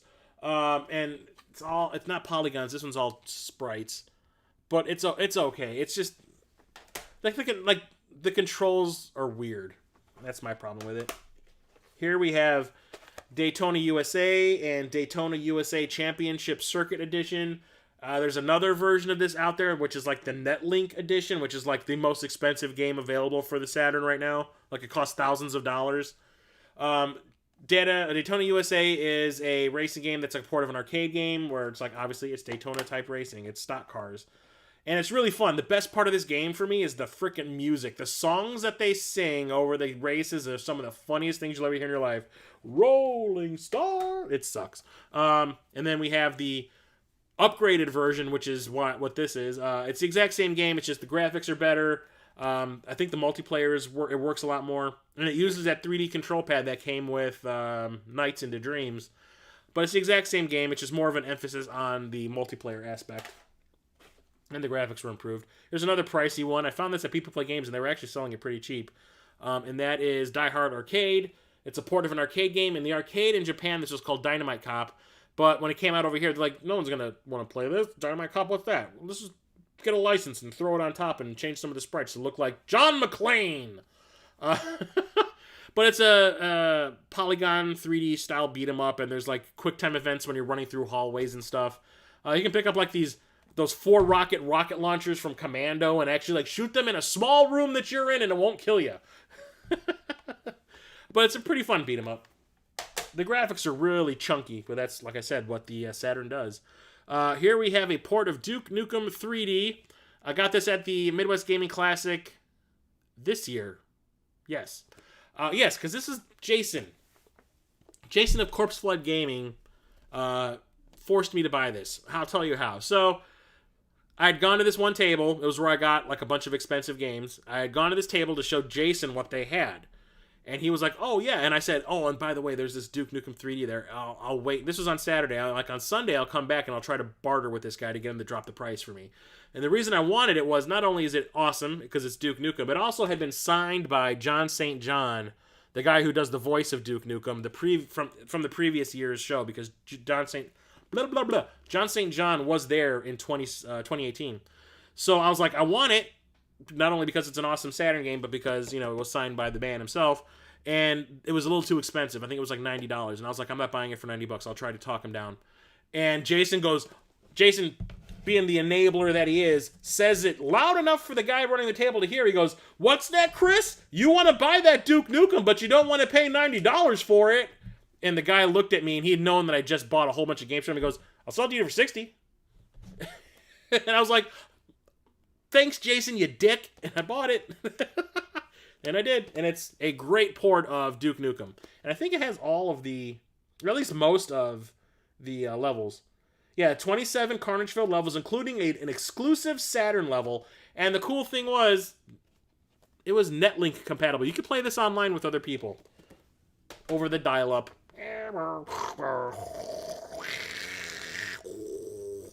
Enemy Zero, developed by the same guy who did D and Tripped for the 3DO. This was made to be a pseudo-sequel to D, but it has nothing to do with horror. This is all sci-fi stuff and aliens, and it's weird. And you play as the same character, Laura. There's this, there's D, and there's D2. You play as Laura in each of them, but they're not connected in any way. It's just Laura just seems to find herself in weird-ass situations all the time. The only thing is that Laura is played in this one. She has a voice. She's played by Jill Cuniff of the band Luscious Jackson. Do you remember Luscious Jackson from the 90s? Of course you don't. But it's a 3D adventure type game. You actually can control Laura this time instead of it being like a pre-rendered game that you're playing through like Myst. Here we have Fighters Mega Mix. It's a 3D fighting game from Sega. It has characters from Virtua Fighter 2, all 11 characters from Virtua Fighter 2, and all 11 characters from Fighting Vipers, and 10 hidden characters that you can unlock. And there's preview special moves straight from the Virtua Fighter 3 arcade in here. And one of the characters that you can unlock in this is the car from Daytona, USA. You can play as a stock car that looks like a Transformer. What? Sega, what are you smoking? And speaking of Fighting Vipers, here we go. This is another 3D fighting game from Sega. It's okay. It's like Virtua Fighter, but trying to be more edgy. It's alright. Here's another one. I have this in a protector because this is another one of those pricey games. I got this from my buddy Felix the Brett off of Facebook. From his, Batter Rads Gaming Nerdatorium. It's Galactic Attack. In Japan, this is known as Layer Section, I think. It's a vertically scrolling shmup that has, like, the reason it was called Layer Section was there are layers. You're in the, filling up the screen. You can actually go lower into the screen. You can actually come out high. It's really cool and interesting and fun to play. Graphics are freaking insane. It's amazing. I was so thrilled when he told me that he had that, and I was like, oh, please don't charge me $200 for it. Oh, really? I did not know that it had Pepsi Man in it. Might need to get that. Here we got Galaxy Fight, which is another 3D fighting game. This one's by Sunsoft. This is when Sunsoft was completely like, it jumped the shark. I mean, they were crap at this point in time. This game is crud. Like, real bad. Controls like ass. The characters are stupid. It's not fun. Got this at People Play Games when they reopened for like one weekend to sell all the remaining stock after they had closed like a year prior. And it was originally $29.95 when it was on the shelf. They had like 6 of these on the shelf behind the counter when I was checking out, and I said, hey, I want one of those Galaxy fights, because like I said, you see a Saturn game complete in the box with all the hinges intact, you buy it. Except the thing was, none of the other ones had hinges intact, and they were trying to sell me those, and I said, no, bring them all over here, and I will pick which one I want. Don't be giving me one. And they were like, oh. So I picked the only one that actually still had the hinges intact. And yeah, all that effort for a pretty craptastic game. You had Fighting Vipers and Arcade Cabinet? Jesus. Here we have Gen War, which is a tank game, like where you're inside the tank and you're taking out like bugs and shit like that. It's okay. The music is pretty fascinating. It's bizarre. It's catchy. I actually have the soundtrack on CD. And there are live-action cutscenes in here featuring the girl who played Kristen in Nightmare on Elm Street 4. She must have fallen on hard times back in the mid-90s. Here we have The Heir of Zendor, which is an interesting game. It's like part shmup. Well, it's a shmup, but there's vertical stuff and there's also into the screen type stuff. It's okay. It says, welcome to the world, so rich in anti-gravity ores that even continents float in the sky. Choose from 16 weapons, including cannons, missiles, rockets, and fireballs. Select and deploy your forces for battle, so it's also... Report command gives you info about each ship on the map. Cloak command allows your stealth cruisers to become invisible to enemy radar. Save up to 3 games in system memory. Oh, that was a thing back in the day. Yeah, it's okay. Or Heir of Zendor, The Legend and the Land. Whatevs. I need a drink. Hey, Cap. Oh. Same as Sonic Fighters. Jeez. I remember the Virtual Fighter 2 one. Got this at the Midwest Gaming Classic this year also. I ended up not going there with the intention of buying Saturn games. I ended up buying like a bunch of really expensive ones. That's what happens.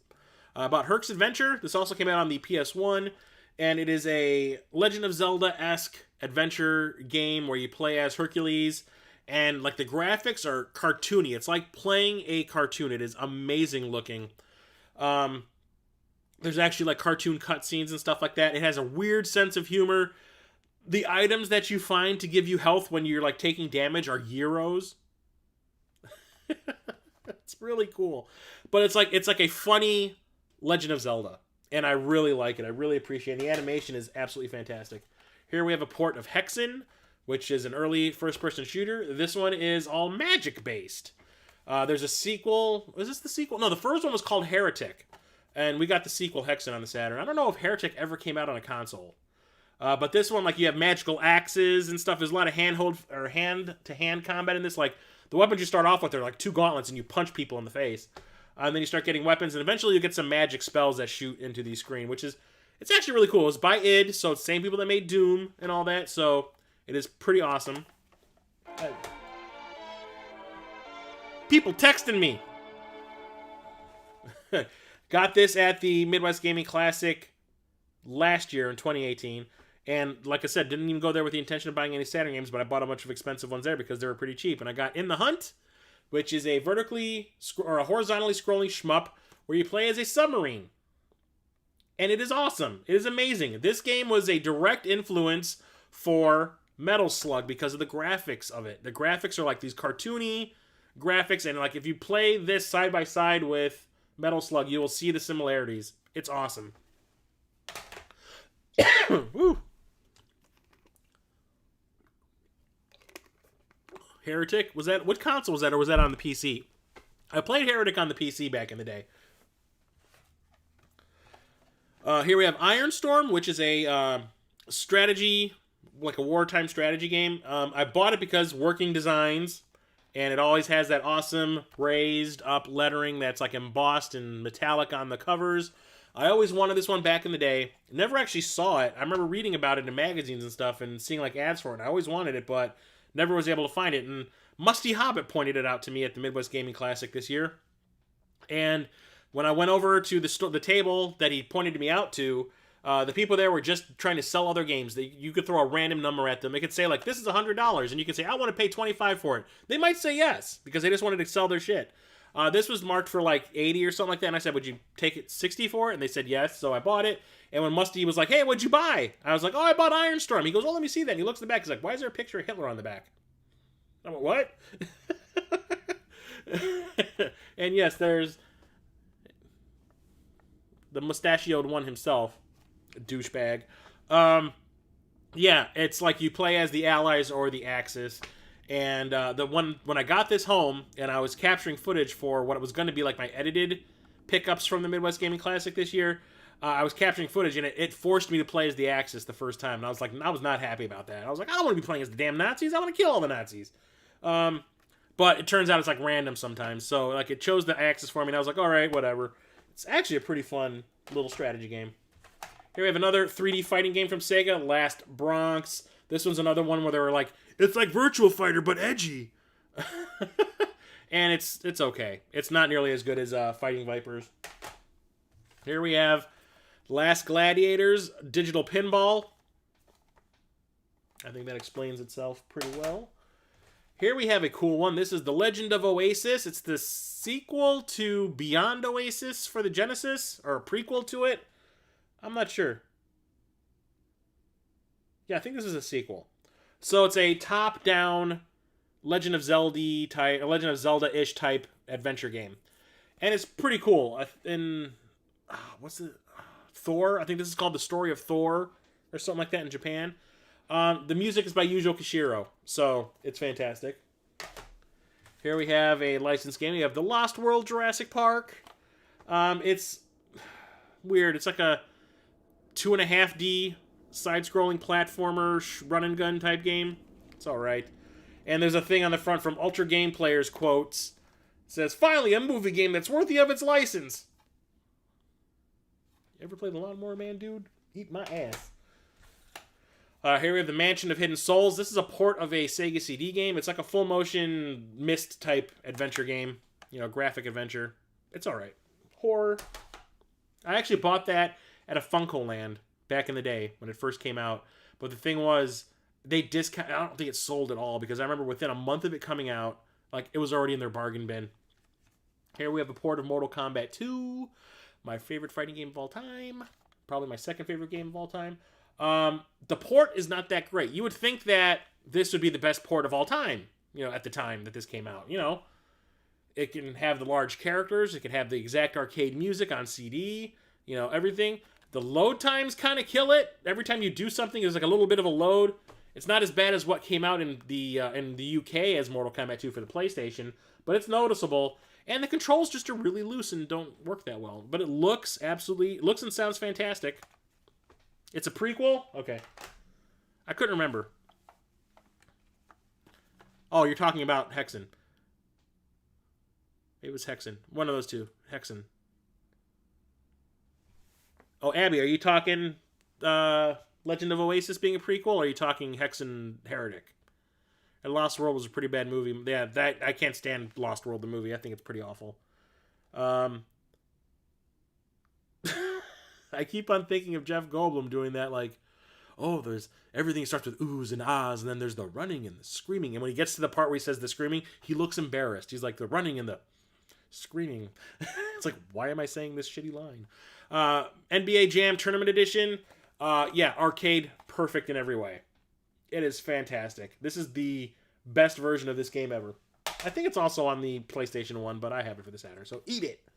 Here we have NHL All-Star Hockey 98 and NHL Power Play 96. Both pretty awesome hockey games. Some have better features than others, but hockey, video game hockey, is kind of my thing. Legend of Oasis, okay, thanks. Yeah, I couldn't remember if it was a sequel or a prequel. I figured because you have Beyond Oasis and the Legend of Oasis, I figured the name made it a prequel, but I figured it was, since it was on a newer console, it would have been a sequel, but I guess not. Here we have Night Warriors, Darkstalker's Revenge, awesome side-scrolling, or 2D fighting game by Capcom. This was what the Saturn was all about, was these pixel, you know, graphics and all that. It was the best console for this type of thing. The PlayStation 1 actually could not do this type of stuff very well. So if there was ever a multi-plat version of a game like this, I would always, even back in the day, I would get it for the Saturn because it was always going to be better. That one's all about horror characters. Here we have a port of Pandemonium. This is also available on the PlayStation 1. I think it came out for the PlayStation 1 first, and then it came out for this. But like I said, the 3D capabilities of the Saturn were not all that great. So it doesn't look quite as good, but it plays just as well. So it's a 2.5D platformer. It's actually pretty cool. There's a sequel to it also on the PlayStation 1. Here we have Panzer Dragoon and Panzer Dragoon 2 Zwei. Zwei is the subtitle. It means the exact same thing as 2. Don't get it, but on-rail shooters where you're flying a crazy-ass dragon. And the first one is awesome. It was a launch game for the Saturn, and this is one of the first games I bought for it when I got it back in the day, and I absolutely loved it. I fell in love, honestly, with the graphical style and the music. The music is amazing. And I never really played a lot of the second one back in the day. I bought it, but I honestly, I bought this and Panzer Dragoon Saga within a month of each other, because I didn't buy this right away. And I ended up just playing Panzer Dragoon Saga all the time, and I kind of forgot about this one. But it's part 1, but even better, you know. But they are fantastic games. And there's a really good one on the original Xbox. And I was talking about Rise of the Robots on the 3DO. We also have Resurrection Rise 2. Why that game got a sequel, I do not know. Features music specifically written and performed by Brian May from Queen. He was probably really in need of rent money. But it's another side-scrolling or a 2D platformer, 2D fighting game with robots that is also completely worthless. Yeah, I know. I actually have Panzer Dragoon the soundtrack on vinyl from the first game. It is and the Panzer Dragoon Saga. I have like the remastered soundtrack on vinyl. The music is so goddamn good. Yeah, I cannot wait for that Panzer Dragoon Saga sequel. Oh my god, or the remake. Sorry, the remake. Honestly, if I didn't already have a Switch, I would buy a Switch just so I could play it. Darkstalkers! Yeah, Darkstalkers is one of my favorite 2D fighting games.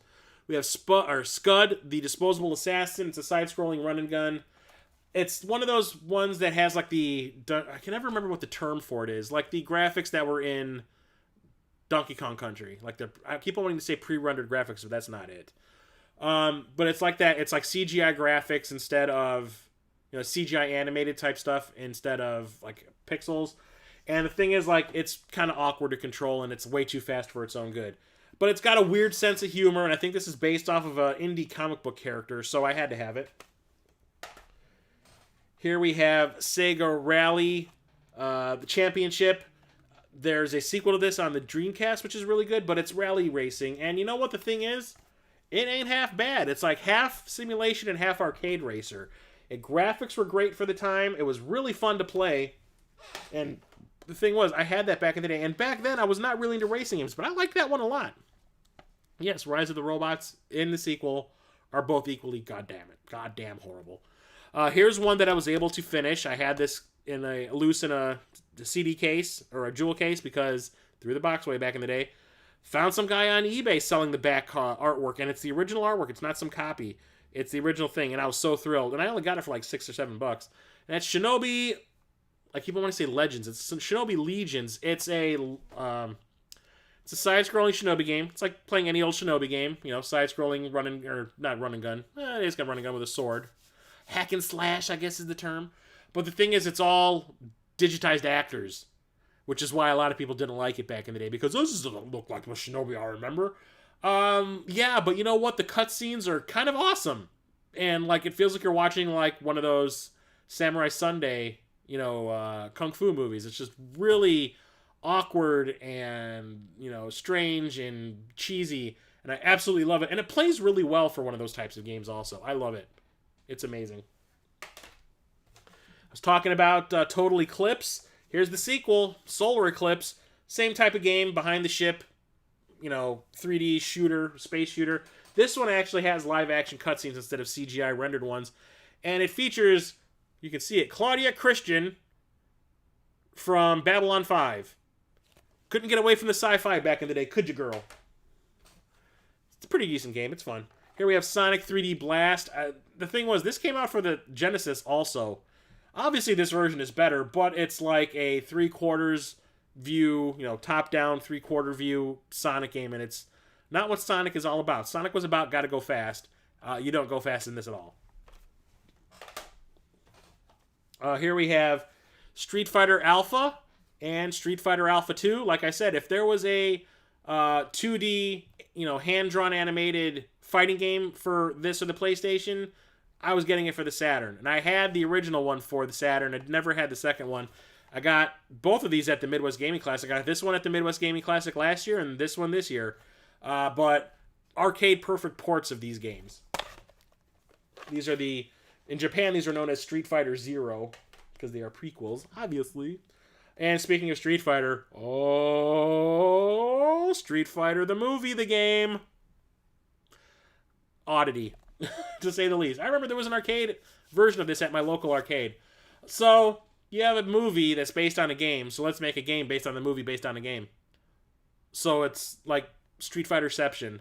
So they got all the actors that played the characters in the movie to reprise their roles in this. So it's like Mortal Kombat with digitized actors. So you have Van Damme playing Guile. You have Ming-Na playing Chun-Li. Jesus. It is so goofy. And yes, you have...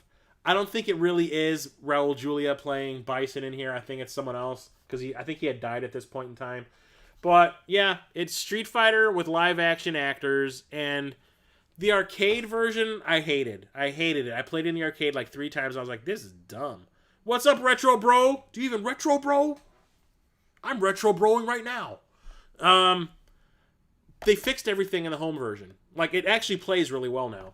It's still not the greatest thing ever, obviously, but it's not god-awful like everyone makes it out to be. We have Tomb Raider. Not a lot of people realize that Tomb Raider actually was designed to be a Saturn game before it was on the PlayStation. And then when they were just about to finish this version up, they said, you know what?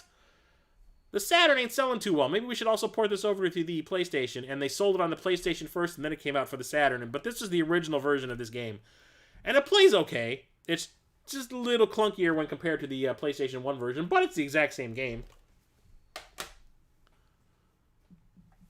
I'm a retro bro. Street Fighter the movie on Saturn was actually a step up from the... Yeah, the arcade is like, I remember, like I said, I put 3 quarters in that thing, and I was done. I was like, I never need to play this again, which is why I always avoided the home port. But then I started hearing people talking about, like, well, all the things that were bad with it got fixed for the home port because they really wanted it to sell. They needed it to sell. And they were right. It's actually way better. Here we have an amazing port of Ultimate Mortal Kombat 3. Like I said, I had that party where I hooked my Saturn up to my parents' TV back in the mid-90s, and we played Saturn games all night long. This was the 3rd game that we were playing all night. We were playing Bust-A-Move 2, we were playing Baku Baku, and Ultimate Mortal Kombat 3. One of these things is not like the other. But this is an amazing port. Yeah, it has a little bit of load times, but it's pretty much arcade perfect. We have Virtua Fighter 2, which is another arcade perfect fighting game from Sega. I can't talk yet. We also have Virtualon, which was a vehicle... No, it's more mechs. What am I thinking of vehicles? I'm thinking T-Mech. But it's like a mech 3D arena beat 'em up / shooter, I guess. It's weird. But there's actually a arcade stick designed specifically for this, which has 2 sticks on it, and you use them to control your robot just like you would in the arcade. I actually played this in the arcade. It was like a sit-down arcade cabinet that was at like the local nickel arcade that was by me, of all places. And a friend of mine, my friend Justin, was so into this game because we played it at that arcade so much that when this came out, he bought a Saturn, bought this game, and we went and scoured every Funkoland that was in the area trying to find that arcade stick. And he found it, and he had it. I wish he still had it so he could sell it to me, but he didn't. He got rid of it along with all of his Saturn stuff, like when I think it was the GameCube came out. So I was really sad about that. I need to find one of those arcade sticks. Maybe I'll have to look for it at the Midwest Gaming Classic next year. But it's a really fun robot beat-em-up type game. Virtual Racing. Yeah. We have a port of Wipeout. Picked this up at the Midwest Gaming Classic this year. I actually got this at the Make Sense Variety Store. and wasn't going to pass it up because it's by Psygnosis. The PlayStation version of this is way better because the Saturn can't do transparencies and a lot of other kind of graphical effects that the Saturn can't do it. So whenever like you would get the shield power up, you would have like this clear, like translucent bubble around your character or your ship. And in this, it's like this static bubble because it can't do Saturn can't do transparency. So graphically, it ain't that great, but it's still the exact same game, has the exact same music, the exact same play control, and it's still fun. And the last Saturn game I have is X-Men: Children of the Atom, hand-animated fighting game from Capcom with all X-Men characters, and it's fantastic. When I got my Saturn, my friend Charlie from Epic Dice Studio brought his new girlfriend over to my house, and we played this game all night.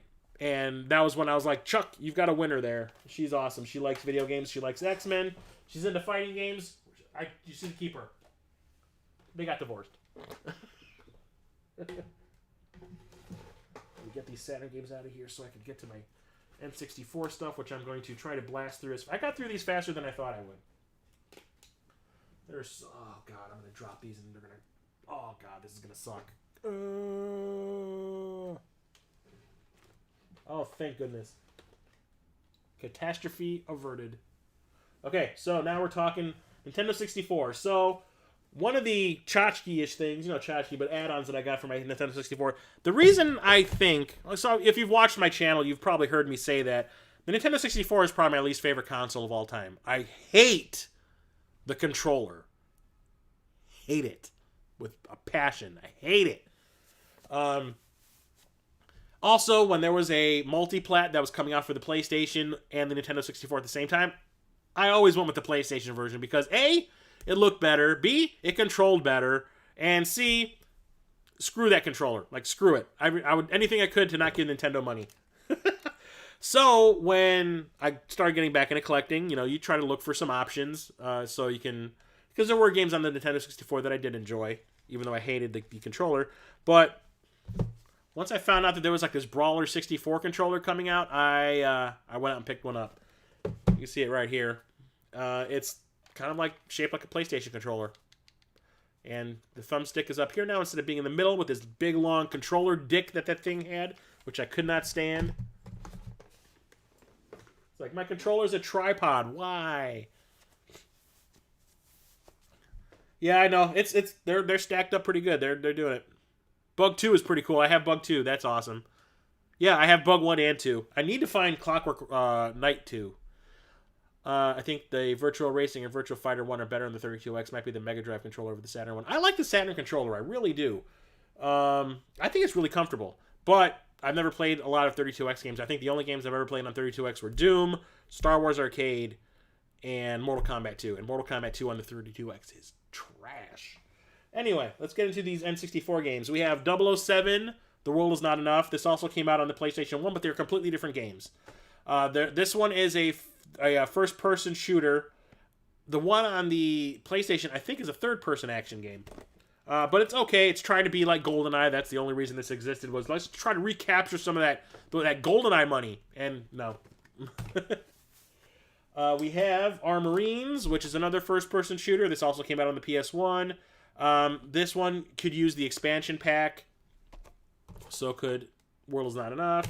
But this one is kind of like trying to be Starship Troopers. So it's like, Space Marines versus giant bugs. And it's really clunky, even on the PlayStation 1. And the only reason I bought it for the Nintendo 64 was because I found it really cheap at a store for $5. This one is a game I avoided back in the day, and everyone tells me that it's awesome nowadays, so I picked it up when I first got back into collecting, and that's Beetle Adventure Racing. Why would I want to buy a game that's all about Volkswagens? Turns out that this game is actually kind of like playing one of the San Francisco Rush games, where the controls are actually really, really good, but there's like tons of hidden paths you can take, and like there's different multiple paths you can use to complete a level. So everyone told me that it's actually really fun and it's great 4-player, and so I picked it up, and yeah, you know what? It's really fun. Can't complain. Yeah, but you got giant ape hands, Cap. I got tiny little Quado hands. I gotta wet the whistle. Yeah, I just cannot stand that N64 controller. Here we have Body Harvest. I think this game went through like 3 or 4 different iterations before it came out. But it turned out to be like a third-person, open world almost, action shooter, run and gun type thing. You can get into vehicles and stuff. It's like you against giant bugs that are like taking over whatever planet it is you're on. It might be Earth, I don't know. And there's also, you can control vehicles and stuff. It's actually pretty cool. This was developed by, what is it, DM something. It turned out Rockstar. Rockstar made this for the N64 back in the day. Here we have Dark Rift, which is a completely horrible 3D fighting game. But for some reason, one of the reasons why I wanted this controller, because it's built for fighting games, I liked fighting games on the N64. Don't ask me why. I do. I have a lot of them, and a lot of them are crap. Here we have one that I watched Captain Algebra streaming not too long ago. We have Donkey Kong 64, and you know what the funny thing is? I've barely played it. The main reason I wanted it is because it was developed by Rare, which is one of my favorite developers of all time, if not my favorite one. But yeah, I haven't sank a lot of time in this because one of the things that also cheesed me off about the N64 was pretty much every game that ever came out for it is a freaking collectathon game, and I was not really into those back in the day. But I'll have to give them a shot again. Here we have Forsaken 64, which is mostly a multiplayer game, but I always used to play it single player, where it's kind of like, I don't know if you ever played Descent, which came out for the PS1. It's like you're on rocket sleds and stuff, and you're going through all these tunnels, and it's like in the third person. You can also do first person if you want. And it's like you're trying to take out other people on other rocket sleds and stuff like that. There's not really a story, if I remember correctly. Cars are different. Oh, Beetle Racing got changed to HSV Racing. I don't even know what brand that is. Vauxhall? Never heard of it. Here we have GoldenEye. Here's the thing about GoldenEye. It's awesome because it was developed by Rare, but man, this game does not hold up anymore at all. I was at the first Midwest Gaming Classic I ever went to, and they used to have the old room where they had all the different consoles. They had like one of every single console ever used for video gaming in this one room back at the old hotel that it was being held at. And when I was there for the first one, I was playing a Neo Geo with my friend. We were playing Nom 75, and a bunch of people behind us got a projector, hooked it up to a Nintendo 64, and projected GoldenEye on a wall. And they were playing like a 4-player game. And the funny thing was, like, all these people were like, oh my god, I haven't played this game in years. And I actually listened to people start off going like, oh my god, memories. And by the time I got up from playing the Neo Geo, they were like, yeah, this isn't that much fun anymore. It was kind of funny. Like, it was cool when you wanted to play the story mode, but I can never get into the multiplayer because the graphics were just like so like chunky. It was hard to see what you were looking at. Here's another Rare developed game, and that's Jet Force Gemini. This one is a third-person run-and-gun platformer puzzle game type of thing. It's pretty cool. The graphics are actually pretty amazing for something that does not require the expansion pack. I like that one a lot. So, if you remember when I was talking about... what's the name of the game I was talking about? When I was talking about Earthbound in my Super Nintendo video from a couple weeks back, and a couple of other Nintendo games, there was a Facebook group called T-Scran Vigat. It's trade, sell, collect retro video games and toys, and they did a raffle. That was the whole Facebook group was about raffling off really expensive games. And one of the ones that I bought raffle tickets for was Legend of Zelda Ocarina of Time.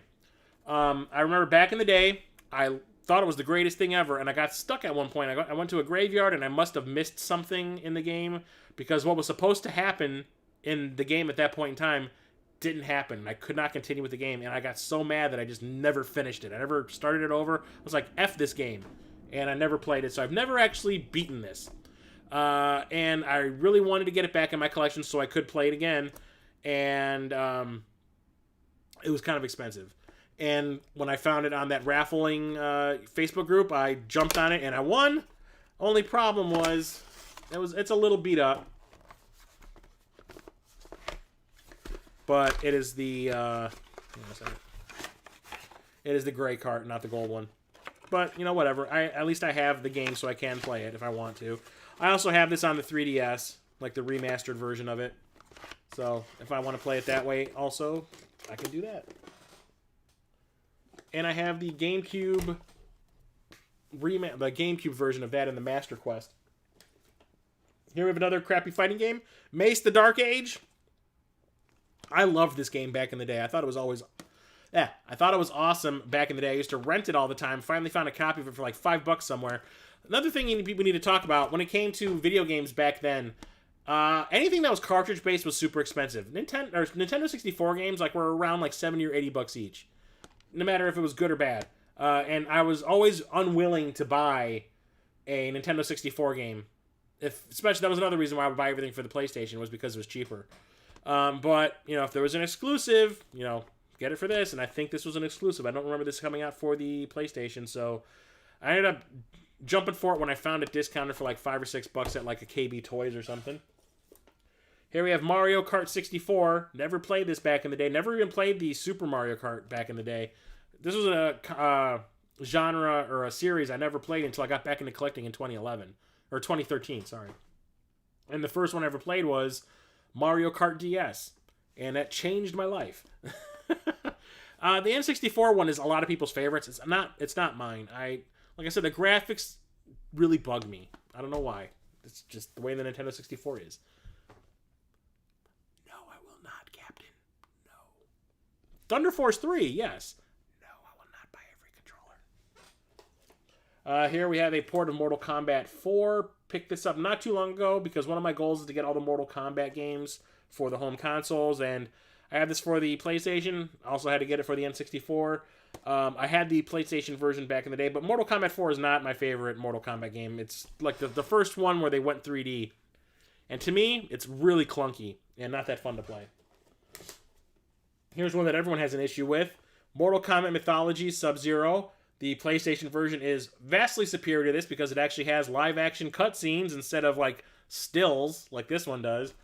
But it's a side-scrolling platformer, beat-em-up, and one-on-one fighting game all in one, where you play as Sub-Zero, and the controls are wonky as hell, especially on the N64. The PlayStation version is way better in that respect, too, but it's still hard as hell to play.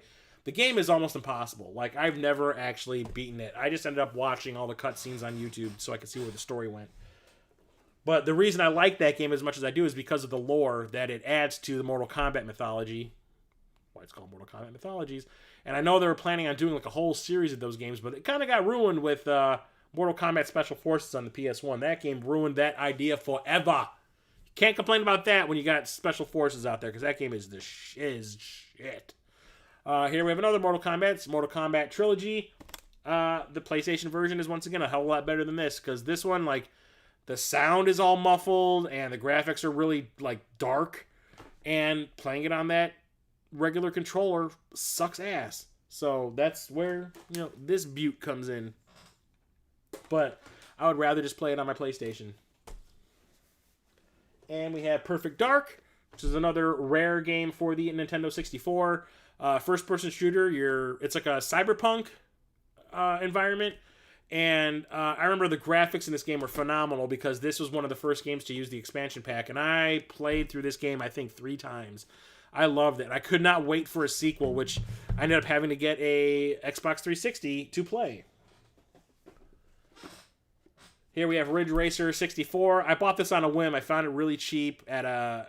It wasn't a half-price book. I think this was at a Goodwill or something. I got it for like $6 or $7. But yeah, it's a decent version of, you know, a Ridge Racer racing game. I found this one on Facebook. Got this in like a lot of like 3 games. Well, I can't remember what the other ones were. It's none of the ones I think I've shown so far. But we have... Oh no, one of them was World Is Not Enough. We're Rush 2 Extreme Racing USA. This is the sequel to San Francisco Rush, which is one of my favorite racing games back in the day. I used to play these in the arcade all the time, especially Rush the Rock and Rush 2049 or whatever it was. These are racing games that are all about hidden paths and stuff like that.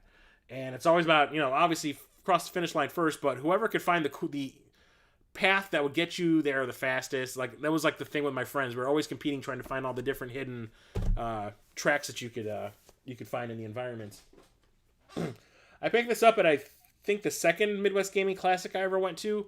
That's Shadowgate 64, Trials of the Four Towers.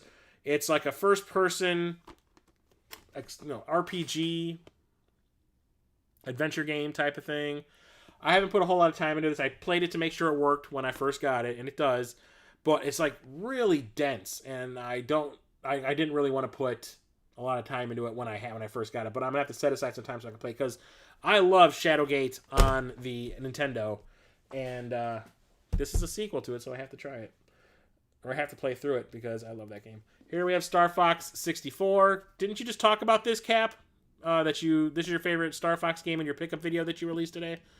I played this back in the day, but honestly, I like the original Star Fox better. That was the first game I played in that genre. It was the first time I ever played anything like that. And for some reason, I don't know why, this one just rubbed me the wrong way, and I never got into it like a lot of other people did for some reason. Don't ask me why. Don't get me wrong, it looks fantastic and it plays great. Just for some reason, I just didn't like it as much. But nowadays, I think it's great. The version on the 3DS is a lot better, though. And now we're getting into Star Wars territory. We got a new Star Wars movie coming out in about a month. And that means I'm going to be making a Star Wars good or bad, or good and bad Star Wars games double-decker video. Again, did it with the first in the reboot, or the sequel story movies came out when Force Awakens came out. I did that. I'm going to do it for the last one when Rise of Skywalker comes out. So stay tuned for that on my channel. So we have Star Wars Episode 1, Battle for Naboo. This one is kind of like playing... Well, it's made by the same people who made Rogue Squadron, but this one's mostly about land-based vehicles. There's some stuff where you're like flying one of those Naboo starfighters, but most of the time you're like in tanks or like the hover... what do they call them? There was like the land speeders and stuff like that.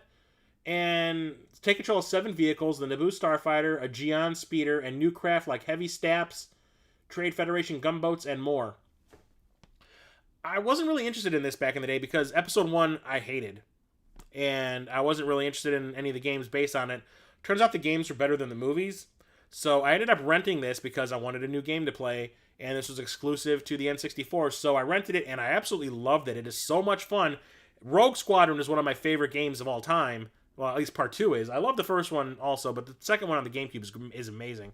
And when I found out that this was developed by the same people, it's just, a different environment, I was like, yes, give it to me. And it's amazing. And it uses the expansion pack and looks great. And the first game they ever used the expansion pack is Star Wars Rogue Squadron.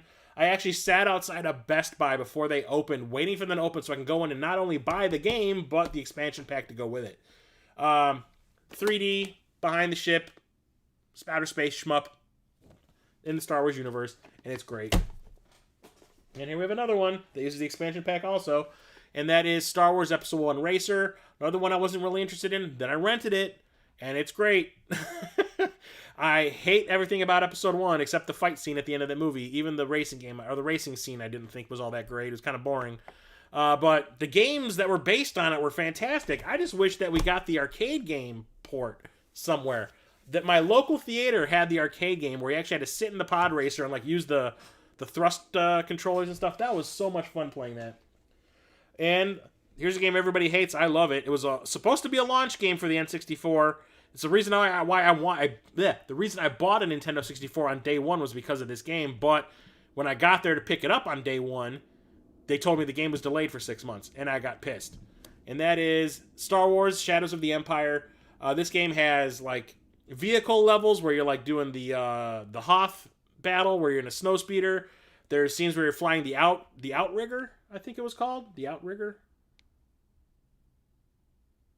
The ship that Dash Rendar flies around in. That's like a rip-off of the Millennium Falcon. There's areas where you're flying that. There's ones where you're flying around on some speeder bikes, and it's mostly on foot levels where you're shooting stormtroopers and whatever, and wampas and everything. When you're playing on foot, it's kind of hard to play nowadays because your jumps are so floaty. But this is based on a book, and I hate the book. I read it. That book is trash. The game is 150 times better. And I still think it's one of the best Star Wars games I think I've ever played. A friend of mine...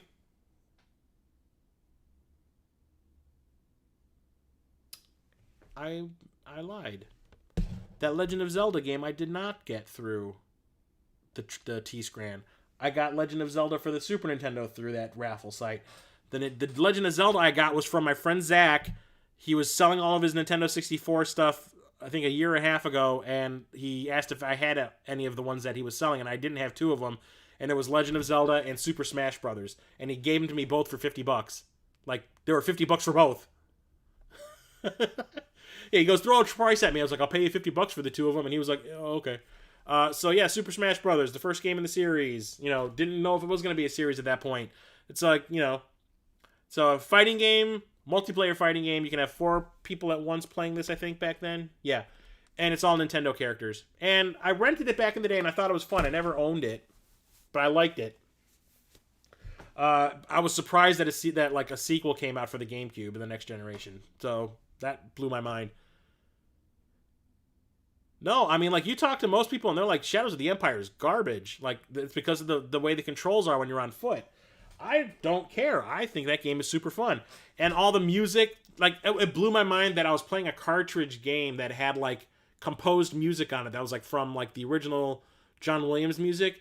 And then for some reason, George Lucas had a composed soundtrack made for the book, Shadows of the Empire. And they used that music in the game, too. And I actually had the soundtrack, and the soundtrack was actually really cool. Just the book that it's based on. The book that all these awesome things is based on is shit. Here we have Tetrasphere, which is Tetris in like 3D, where you have pieces that are all bizarre shapes, and you're trying to fit them all together so they form a sphere. And it's really hard.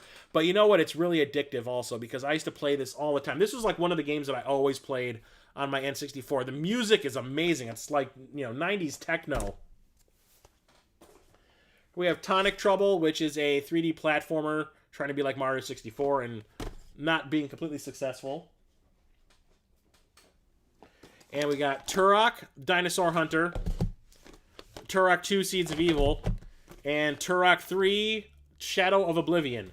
We're getting remakes or remasters of these 2 from Limited Run Games on the Switch, which I ordered through Limited Run, and I cannot wait for those to show up. These are first-person shooters. The first one was notorious for having all that crazy fog to cover up the fact that the draw distance was horrible. But it was a first-generation Nintendo 64 game. They didn't have, you know, the know-how yet to make it look good. But I played the crap out of it back in the day. I thought it was fun. The whole fog thing didn't bother me at all. I didn't know any better. But Part 2 improved on it in every way. Seeds of Evil is probably my favorite game in the series. But it's more of the same first-person shooter. The graphics and everything have been improved. And then we have Turok 3, which I do believe was developed by a different company this time around. And this one has a really cool story. It's just nothing was really done gameplay-wise to make it stand out from all the other ones on the console. I still think Part 2 is the best one. Here we have another craptastic fighting game. I used to play this in the arcade all the time, and that's War Gods. It's made by the same people who made Mortal Kombat 4. All the Mortal Kombat games in general. But yeah, this one is 3D fighting game, early 3D fighting game. You had a button in the arcade that you, like, remember the run button on Mortal Kombat 3 where that was placed? There was a gigantic button on that cabinet that said 3D. And if you hold that down and you move back and forth, your character will roll around the character that you're fighting. So you're not just moving on a 2D plane. And the characters are cool. There's fatalities that are really cool. The moves are alright. It's just that the game, you know, as an early 3D fighting game, was not all that fun to play. But I had a good time with it. And then a genre that I never got into, ever, for consoles in general, are wrestling games. Turns out the Nintendo 64 had like a lot of really good ones. Proven when... No, I don't have Rage Wars yet. There's that variant that's like really expensive. That one that's like a gray cart because everyone had the black cart. I need to find that. Maybe I'll look for it at the Midwest Gaming Classic. But it's a multiplayer only game. There's no single player, so what's the point? No one wants to play Nintendo 64. My friends were into the wrestling games on the Nintendo 64, but I was never into wrestling. I had stopped watching wrestling, I think, when I was in 3rd grade. But everyone swore by them. So when I got back into collecting, I said, I should probably try one of them, see if it's any good. And the one I picked up was WCW NWO Revenge. And it's actually really good. It's fun. Yeah, the graphics aren't anything to write home about. But you know what? It's all about the gameplay, and the gameplay is fun. And brought home by when Jason did that gigantic YouTuber wrestling stream that he did, which was amazing. And he needs to do another one as soon as possible. You hear me, Jason? You still here? Do it. Do now. Come on. Do it. Do now. Get to the chopper. Yeah. Okay. And that is it. This is probably going to be the longest stream I've done so far. Actually, I'm surprised it only took me just slightly over 2 hours to talk about all this stuff. Because when I stacked everything up, I was like, Jesus, I should probably have split this up into 2 videos. But I managed to blow through it pretty quickly. It's putting these back on the shelf is going to be the bitch. But whatever. So yeah, thank you very much for sticking around with me. Most of you for like the entire stream. Wow, that blows my mind. Yeah, I have to put it all back now. It's going to suck. Yeah, thank you for sticking around for the entire stream. And this is the video that I thought no one was going to show up for. When I said, you know, when I put 3DO first on the list for what I was going to talk about, I figured people were like, no. But Sega Saturn and Nintendo 64 brings the boys to the yard, apparently. So, thank you for watching. The next stream will be on next Thursday, and I will be talking about the PlayStation 1, I guess? Yes, the PlayStation 1, which is going to have to be split into 2 videos. I have like 300 PlayStation 1 games, so yeah, there is no way I am talking about all of that in one video. None. So that's going to be a 2-parter. Because I have long boxes and the jewel cases, and there's a ton of them. I have a lot of imports. Yeah, that's going to take a while. So yeah, that's going to be in 2 parts. I am also working on finishing up the Movies That Would Make Great Video Games Part 4 collaboration video. I keep talking about how it's going to be out this week. It's going to be out this week. I just haven't had time. Work is super busy, and when I come home from work, I'm super tired.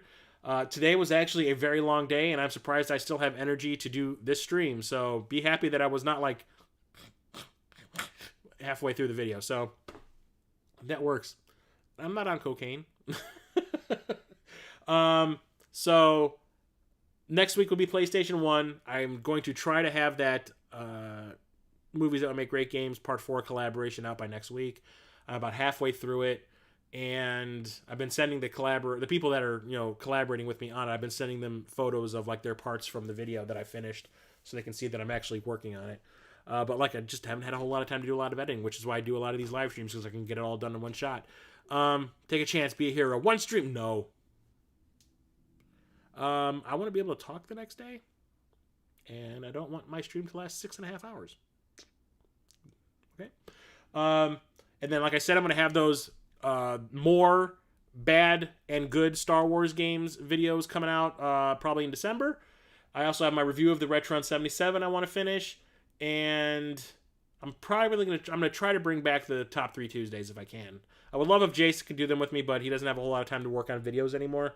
So I might just do them solo. See how that works out. And if I don't pick up a lot of games, I have not bought any new games at all. So I don't know if there's even going to be a pickup video for November, unless I get a lot of stuff for Black Friday. We'll see. So like I said, thank you everybody for joining me tonight. I'm super thrilled that you all were here. And I'll talk to you next time. This is Chris, the Old Ass Retro Gamer, signing off, y'all. Have a good